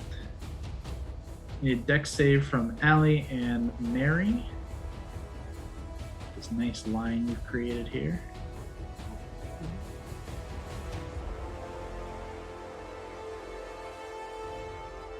Seven. Okay, that's a fail. 24. That's success. Mary, you take half damage. Allie, you take half damage. From 36, both of you take 18 points of lightning damage. Ooh, that would have put me on my ass if I didn't fail, or if I didn't succeed. Is that halved? That is already halved, yeah. Oof. Okay. That is that. Followed by... Oh yeah, he can move twice as much. Followed by... Get up to here. And he's going to go ahead with a nice little slam attack against Alana. Allie, how you doing? Okay. 44. Oh, that's okay. It's better than I thought. Yeah. 30 to hit. Definitely Okay. hits. Yeah. You take 30 points of force damage, reduced to 15. Okay. I need you to make a strength saving throw. Okay. Kyle, I have a question. Mm-hmm. Is this considered a weapon attack or no? It's more psychic. It's like not technically a weapon attack, but like there's no other. It's not a spell attack either. So it's kind of like I made some shit up kind of attack. Okay. My question is. Yeah. Spirits of the Fallen specifies a weapon attack. It would count as a weapon attack. Okay, I'm gonna use my reaction then. Is Allie within 10 feet of me? Yep, absolutely. The heck is my this? reaction for Spirits of the Fallen and reduce that damage. Cool. Never even heard of this shit. It saved Mary's life. Kept me alive. Yeah, I just haven't been taking a lot of weapon damage, so I haven't been thinking to use it. It's all been spell shit. Yeah, technically, these slams are like, because he doesn't have arms, I'm kind of using them as like magical force. But okay, I rolled really good. Cool. I rolled 16. Okay, you reduce it to 0. Which means no, you reduce the main attack from 30 to 14. I understand. That would have been cooler. Okay. Because then I would go back at him, but I understand. That totally makes sense. Yeah, technically the full damage is 30 reduced to 14, so Allie takes 7. Okay. Instead of the 15? Instead of 15, you take 7. Okay. So you can add, what is that, 8 back? That's not as cool as I thought it was going to be. But you use your reaction to do that. Yeah. I use my reaction. That's cool. To send out dead Valkyrie to protect her. And they do so. They wrap around her and like they soften the blow of the force energy. Oh, thank you. That is action, secondary. I did roll my strength saving. Oh yes. And I got 26. Okay, you do not get thrown anywhere. You are perfectly safe. However, with a bonus action, Mary, as you do this reaction thing, one of the crown of stars fly towards you. Yeah, that's a natural 19. Oh boy. Gonna hit ya. Crown of stars hits for Wow, the D12s have turned on me. How dare you, D12s?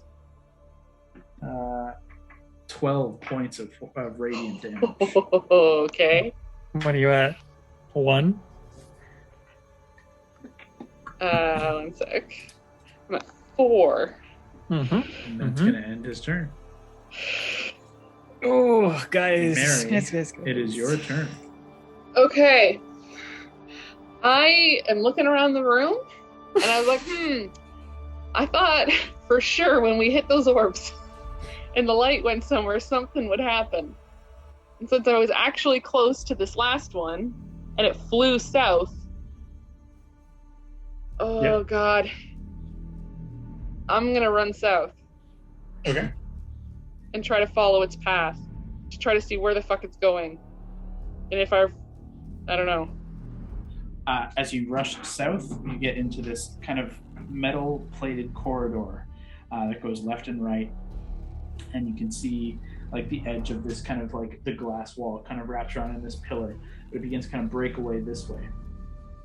And you can see the light has got to about this point here, so you can kind of see it's curved up that way. But it's beginning to go out of sight. I'll use a bonus action to dash and follow it. 30. You're like neck and neck with it. And Okay. as you come around the corner here, you can see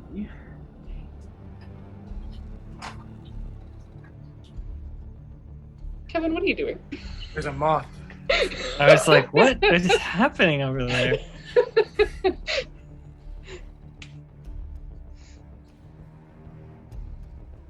Damn it.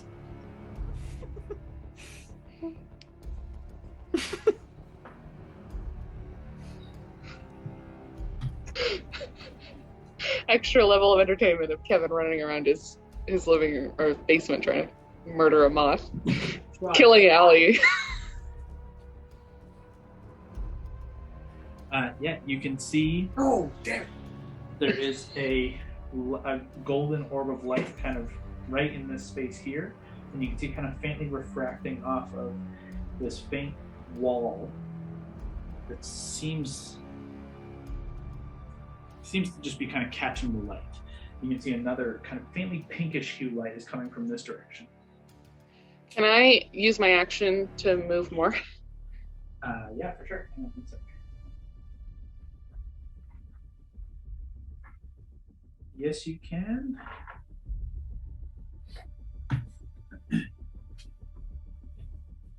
And you'll move 5, 10, 15, 20, 25, 30 feet to right there.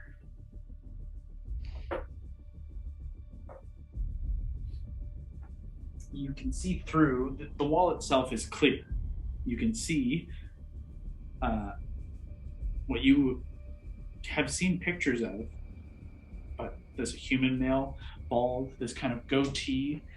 He's wearing kind of tattered blue robes, and is kind of standing and conversing with Valentine. Directly in front of him is this gold orb, and you can just see Hondo beginning to kind of get to his feet just off in the distance. Okay. This is a clear wall. Does it look like the clear walls I've seen in the past? As much as clear walls look similar to clear walls. Okay. You had some sort of sword. I know. I'm thinking about it. I'll use my action surge. Okay. Ooh. This is big. Action surge. This is big. I still have it, and I'll try to use dispel magic. Okay. On this wall. Go ahead and make Mage's Bane. your My intelligence check. Oh boy, oh boy, oh boy. Okay. Normally I have inspiration when I do these things. I do not right now. Okay, that wasn't great. I do have luck. Mm-hmm. Now would be the time. This is put up or shut up time. My 4 hit points left. Okay.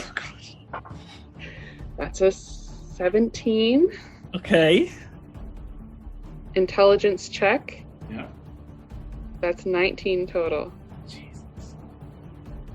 There's something about when the dice hit right. That just feels good. Oh God. DC 19. You can't take Thank this God shit. I boosted my intelligence last. Mary, Yes, you rush. You're just full sprinting through, seeing all of this, not even knowing what the fuck to do, but you see them, your friends through who you thought were just fucking disintegrated, and you see a wizard who should be dead 500 years ago. There's a wall. It's obviously stopping them. You're just putting like piece to piece to piece. Fuck it. Rush forward with the sword drawn, and you just spring it down hard, and it collides with it, and you feel it scraping across, and like a blade cutting through like harsh metal and force. It just shatters. Immediately, the light flies into this Mordenkainen figure, and he breathes a new breath. Well, holy shit. I truly didn't expect you to do that. What did I tell you? I didn't believe it. I just like lean against the wall now because I have 6 hit points. Like, okay, that's it. That's my turn. That's literally everything I could have possibly done in my turn. Nice. It's worth it. That is going to end your turn. At the end of your turn. Oh no, that's a lair action. Dang it, it's not a legendary action, it's a lair action. I'll have to wait. He still has legendary actions though. And Alana and Gord are still in the room. Oh boy. Barely. So, for his legendary action... No. You know what? Yeah. Teleport. This fucking guy. Teleports up that way with a legendary action. That's smarter. That'll end Mary's turn. Take us to Gord. Gord, at the top of your turn, I need you to make a Constitution saving throw. What happened to Gord again? What hit him? In this cube of time dilation. Oh fuck. 10? Oof. Gord, Yep. you drop unconscious. It's not good. As if this vacuum of space draws the air from your lungs and you just can't breathe. You just drop to your knees. You're considered unconscious. Not good, not good. When's Brawley's turn? Well, that is going to end Gord's turn, unfortunately. You guys watch as Oh fuck. Primus begins teleporting, and Mary, you can see him coming this way. As can Mordenkainen, Hondo, and Valentine. Hondo, unfortunately, you still feel this emptiness. You are like a husk.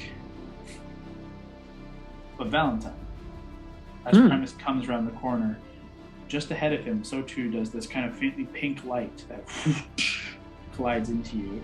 You're at 1 hit point. Oh god. Okay. But you have your turn. Okay.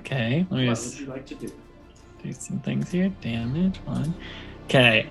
I will try and yeah, fucking right. I'm gonna try and murder this asshole. He's just down the hall there. Do I have line of sight on him? Yeah, clear shot. I'm gonna be like, can you help us with this? And I'm going to do I do it? I'll save it. I'll do 6th level fireball on this guy.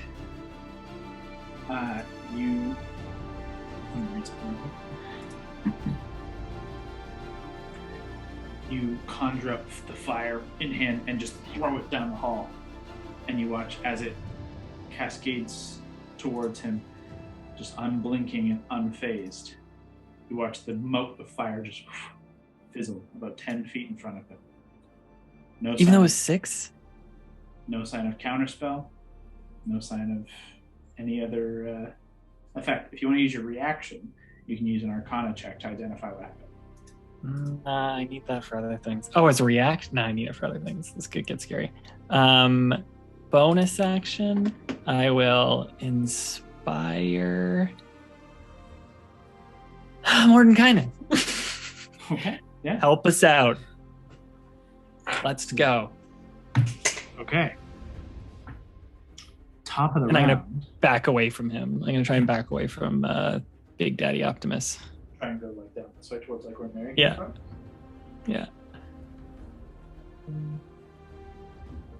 30 puts you right behind Mary. Great. And a perfect line for us to get lightning bolted. Let's do it. Pretty tight hallway. That's it. At the top of the round, Mordenkainen rises and steps up. And you watch as he just kind of puts his hand out, kind of reaching into midair. And he just kind of twists him immediately. This white, tall white staff, the top of which is kind of curled and rises to like this kind of flared golden point as he holds what you've only seen in images and illusions, the staff of Azuth's fate. Ooh, baby. He holds it aloft. Ooh, it's been a minute. See if we can still shake off the dust. And he begins to step. Let me check the distance.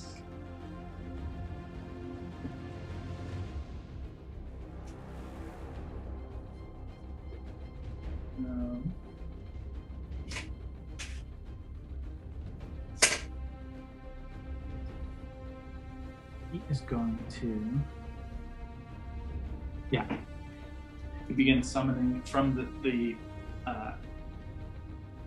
Azu's fate. You just see like sand begin to kind of form at the tip, and it kind of just begins kind of dripping from the tip as it just begins kind of growing and creating this orb, this ball of sand and golden light.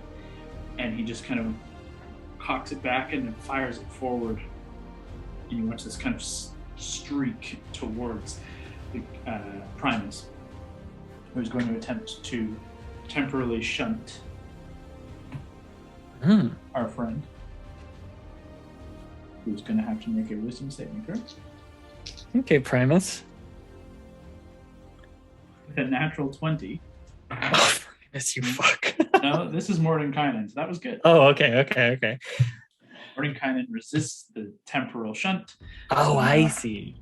Now, Primus has to resist the disintegrate that is coming his way with a dexterity saving throw. Which is lower than Mary's, as we learned right off the hop. Yeah, it's a 12. Fail, so it's 10d6 plus 40. Oh, man. Jesus, what spell is that? Disintegrate, like high-level disintegrate. Oh. Yeah, that's a full 80 points Ooh. of force damage.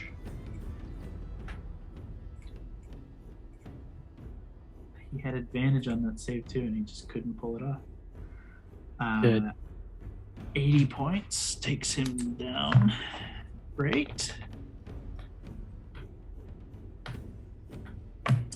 Yeah, that hurt. And you guys watch as like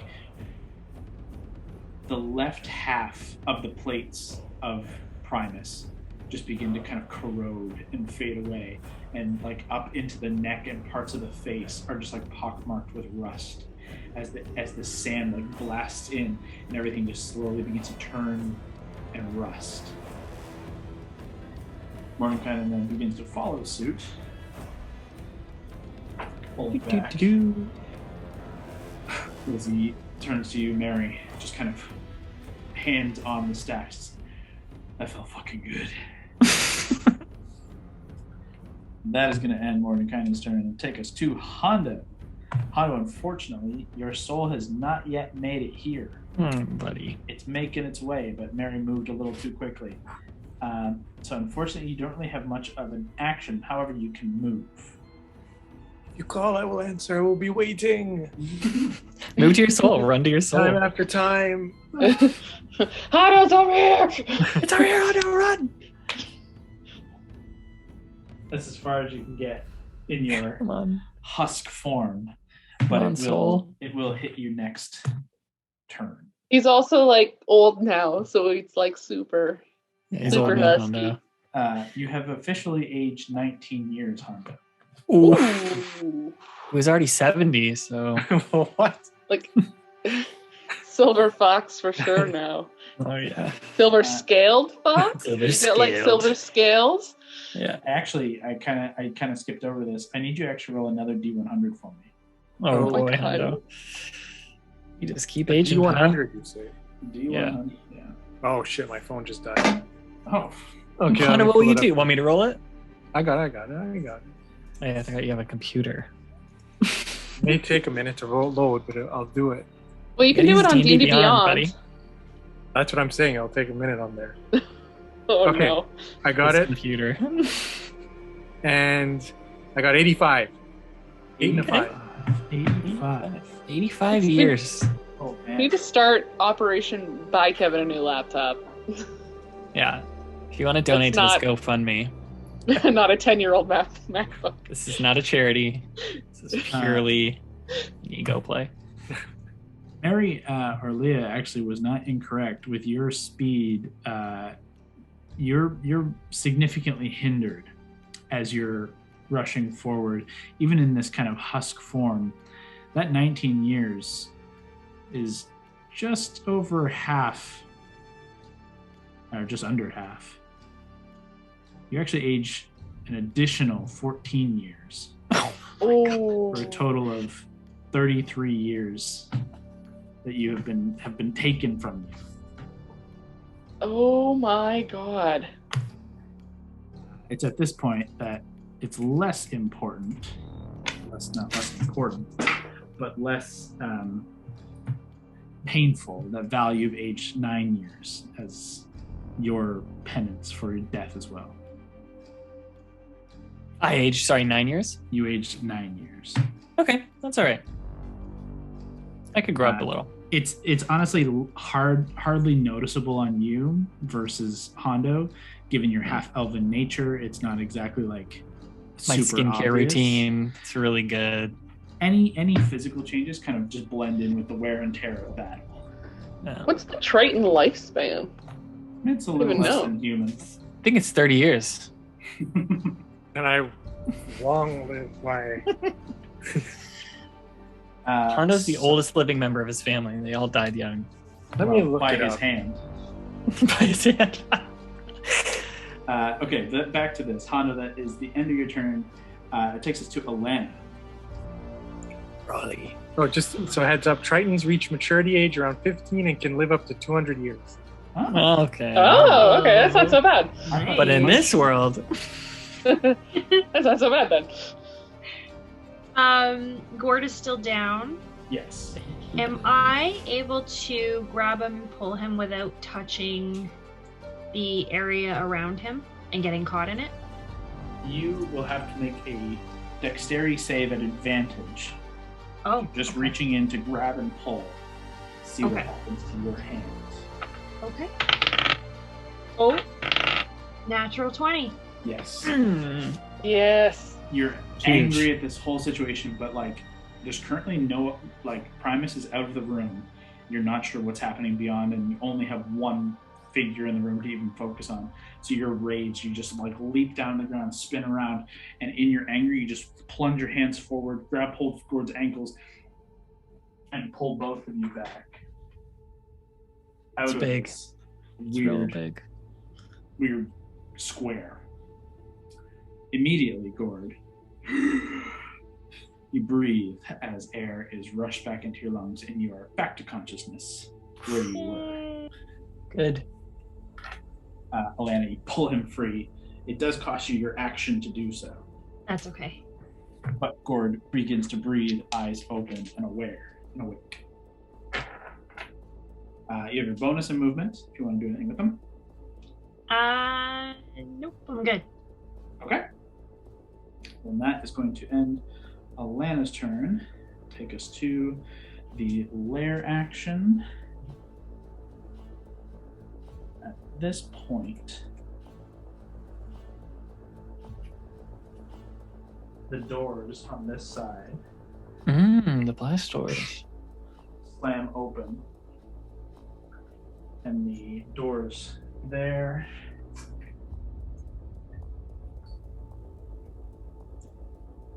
top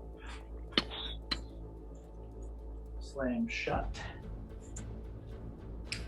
and you begin to hear and see and feel this like energetic kind of powering up. You can hear like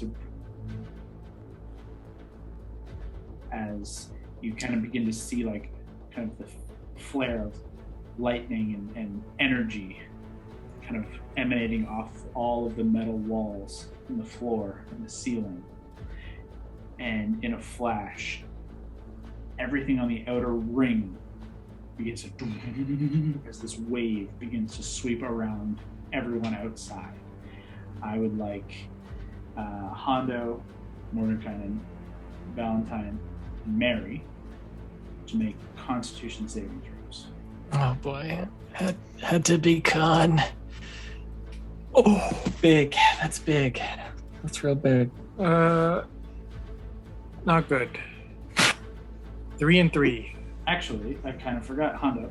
You're not a person yet. You're still just an empty husk, so Yeah. this does not affect you. You're a fucking ghost, pal. It just passes through your old ghostly form with no effect. Valentine? Natural 20 for a total of 22. With that, you take no damage as you manage to like steel yourself against it and kind of like just hunker down and protect as it just kind of like this full wave. It passes over everyone, but it's more about how you can withstand the brunt of it.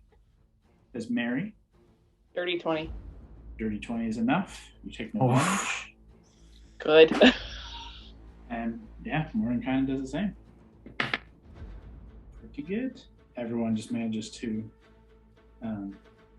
dodge this like wave of, you're not even sure what the fuck it could have been. However, Oh, thanks. Primus' turn. Oh boy. Primus is going to look down at this nice little line of grouped up people here. Yep. Absolutely. You're welcome. And he's going to rip off a nice little chain light. Allie, you need to save us all. Ellie, please come murder this guy over our dead bodies. Tynan is going to try and temporal shunt him. Ooh, you do that, Mordo. Come on now. Azuth's Fate has the ability. Out to play. So, Primus has to make a wisdom save. Primus can do that. Good save. 20.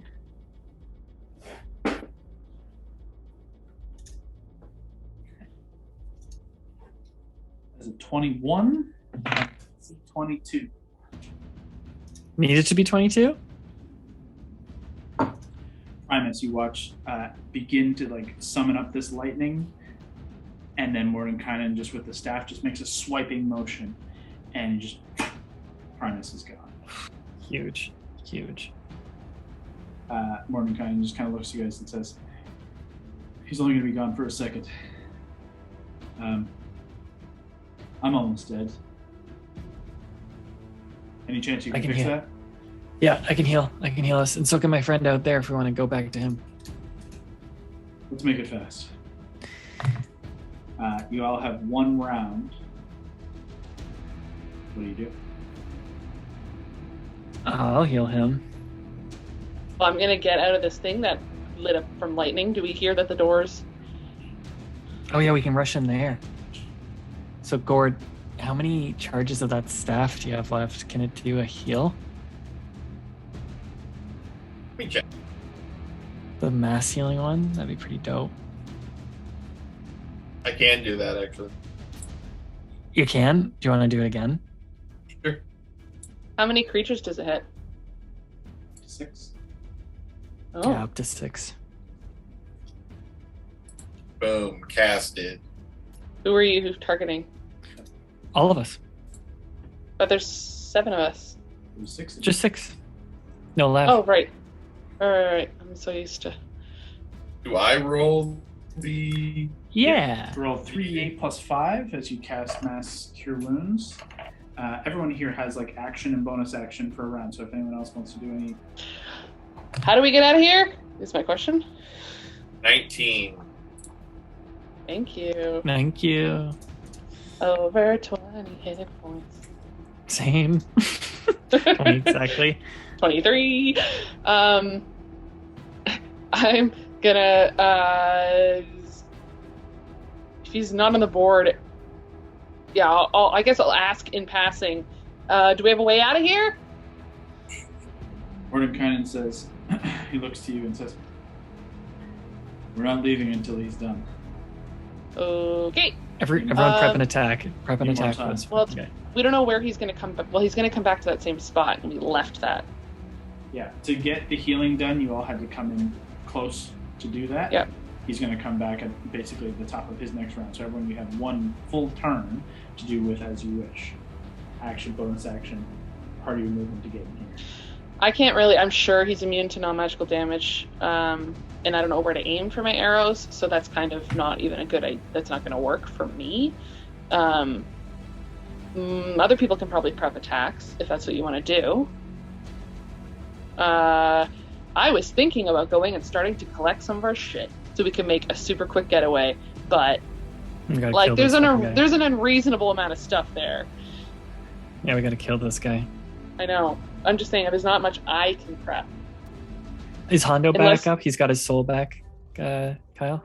At this point, yeah, as you guys would have rushed in, it would have just caught him in the ass. Honda's back. Yeah. All like souls fly accounted into for. his ass. Maybe I'll just prep an attack. What though? You have to say Synaptic what. static. Well, synaptic static is psychic. Is it? Let's Isn't it? see. Yep. Not that. Okay, I'm gonna heal myself with a 5th level heal. Okay. I'm just gonna cure wounds myself. Pretty average, 25 back, so now I'm at 55. Nope, I'm at 45. Oh, I did that wrong. Subtract 20. Okay. And then last one? if Anybody else? what do you guys want to do? You can prep an action to throw, you can heal. Holding an attack. Okay. Holding the hammer, getting ready. Mary? Where are we? Can I take a few steps back so I'm kind of up on that platform? Do I have enough movement? Yep. I'll hold. None of us have tried to hit him with non-magical things. I don't have a lot of +1 arrows left. And I haven't been hitting every time. I'll just try normal arrows. We'll see if that does anything. Okay. So I'll You prep just hold normal arrows. your bow. Yep. At that Okay. doorway where I'm going to assume he's coming through. Honda, Ready to pivot just in case. what do you hold? Are you holding or doing anything? Healing yourself?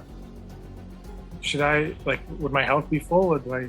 You're at 1 hit point and then up 19. 19. For a total of 20 hit points. It's not worth healing then. I'll just hold. So you want to You're gonna hold hold like Whisper? a ranged throw? I'll hold range throw. Okay. Mordenkainen is going to hold a spell, obviously.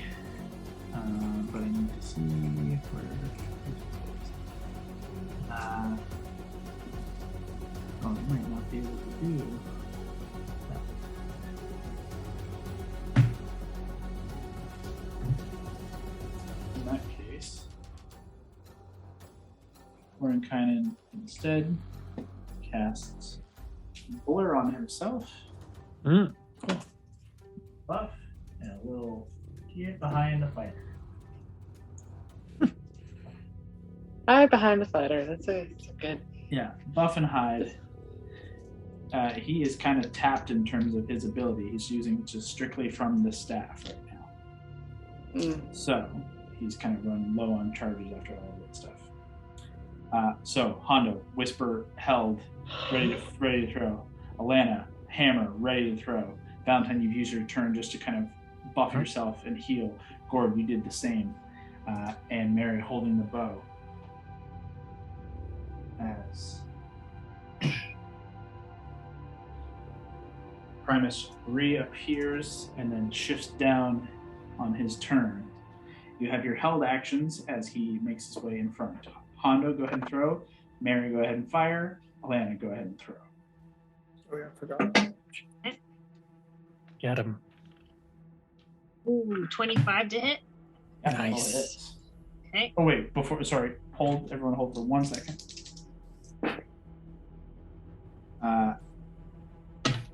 Yes, so that does not come back. So yeah, all attacks regular, go ahead. Beautiful. 30 damage. 30. Hondo and Mary. I rolled an 18 and a 13, so plus 13, so 31. Yep, that'll hit. And then just 1 again, right? If you teleport to him, I would give you sneak attack. Do it. Yeah, I'll do it. Why not? Okay. You can add sneak attack. Do not roll the psychic die, so just the 1d4 plus your sneak attack. So 66 and 1. That's right. And Mary? 2 hit, 1 doesn't. Unfortunately, all shatter on impact. Cool. That's fine. Not great. 18 plus 8. Okay. 26. Allie, you can throw your second attack as well. Okay. 18 to hit. 18 does not hit, unfortunately. Okay. So, Hondo, what did you say? 26? 26. Okay. That takes us to that. Looking hurt, but not down yet. Looking quite hurt, I should say. The amount of plates that are just completely broken through. You can see like there are gears and open spaces where you can see the interior construction of Primus, of this vestige. As he just begins making his way forward, you can see oil is slowly leaking out of open wounds and just kind of trailing behind as he just stalks forward. Let's see. Crown of Stars is still up, so we whip up Crown of Stars at Mary. That's a 26 to hit. Yeah.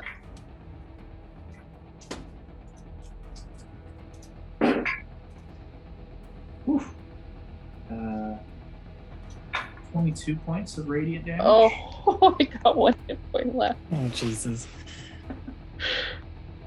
And I think...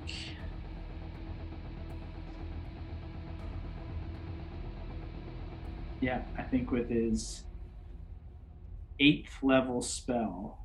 What? Oh, no. Nothing crazy. Just an 8th.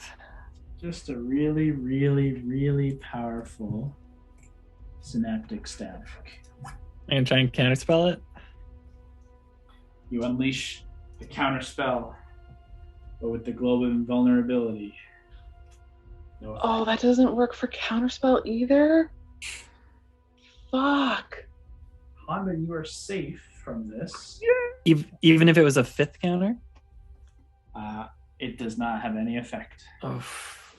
I'll read the spell to you guys after this fight, and I'll explain. I'm not trying to fuck you guys here. This is No. the way the spell works. So everyone but Hondo, I need intelligence saving throws. Does it take half damage thing? Because if so, then it doesn't matter what I roll. That is correct. Yep. So I'm not even gonna bother. So Mary, just fall unconscious. Well, I mean, I could roll really low, and you have Spirits of the Fallen. That's not. It's a weapon attack. I suppose. Fine, die. I don't know. You wrote the thingy. It's your item. No, I'm you know just what? following your rules. You're dead. I don't care. I don't care anymore. So Why is I'll mine just like say church music right now? Valentine, Alana, Gord, and Mordenkainen. 12. That's a fail. 18. That's a fail. Oof. Gord. Can't all go down. 2? That's a fail. We're all gonna die if none of us make this. Well, I'll just see what that thing is. See how bad Mordenkainen it is. succeeded. Oh, good for him. Yeah, he can help. He only still has 20 whatever hit points.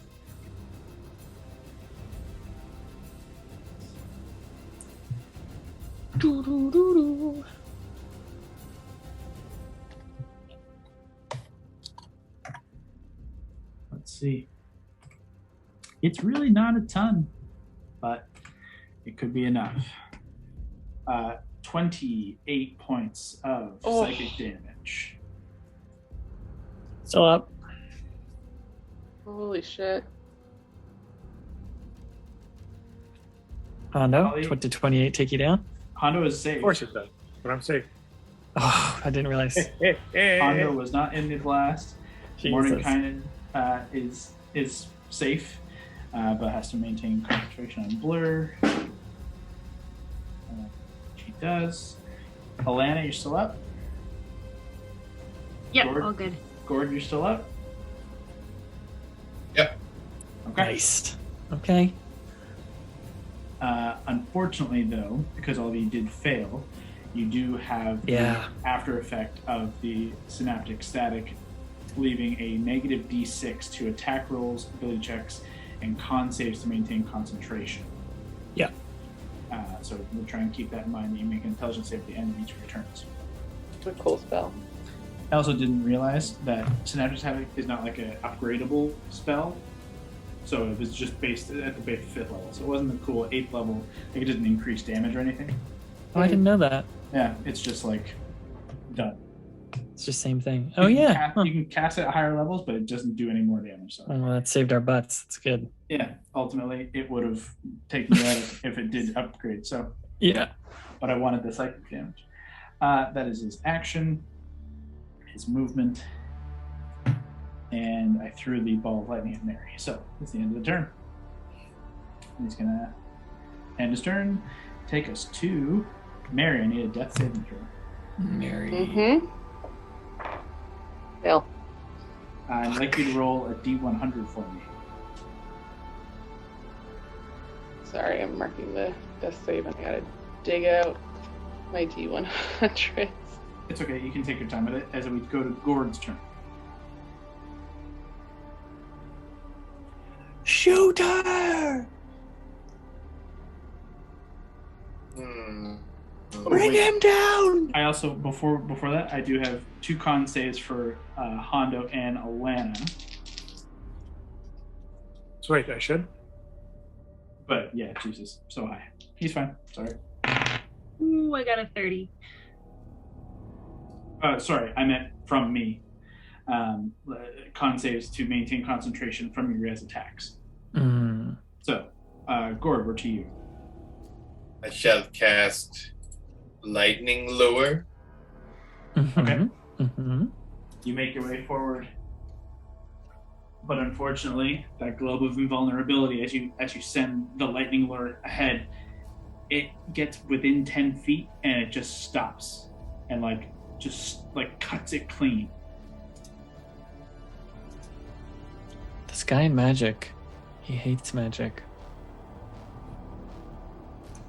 It's not cool. Are there any bonuses? Like murder robot? Not really. And just run away. Sorry. Just get out of there. I'm sorry. It's okay. Or- I would have done the same. Gordon, pull back. Unfortunately, this magic protection, maintaining his concentration on it, has been fucking you a bit. Saving his butt. but it does save him as we go to Valentine. I don't know if you need to know now, Kyle, but I rolled a 13. 13? Okay. I don't know if lower is better or worse. You never know with this shit. Val, you can go ahead. Where is Mary in relation to me? Right. Okay, great. I think I'm just gonna be real dumb though. I'll healing word Mary to bring her back to life. Okay. I'm gonna use a what do I have left here? A level 3 healing word.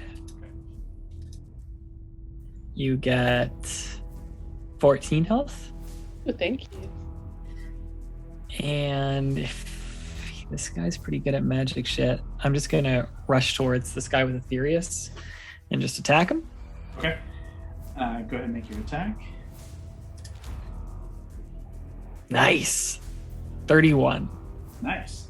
As you rush into attack, he's going to use his reaction to temporal shunt you. Try it. A wisdom saving throw. Got it.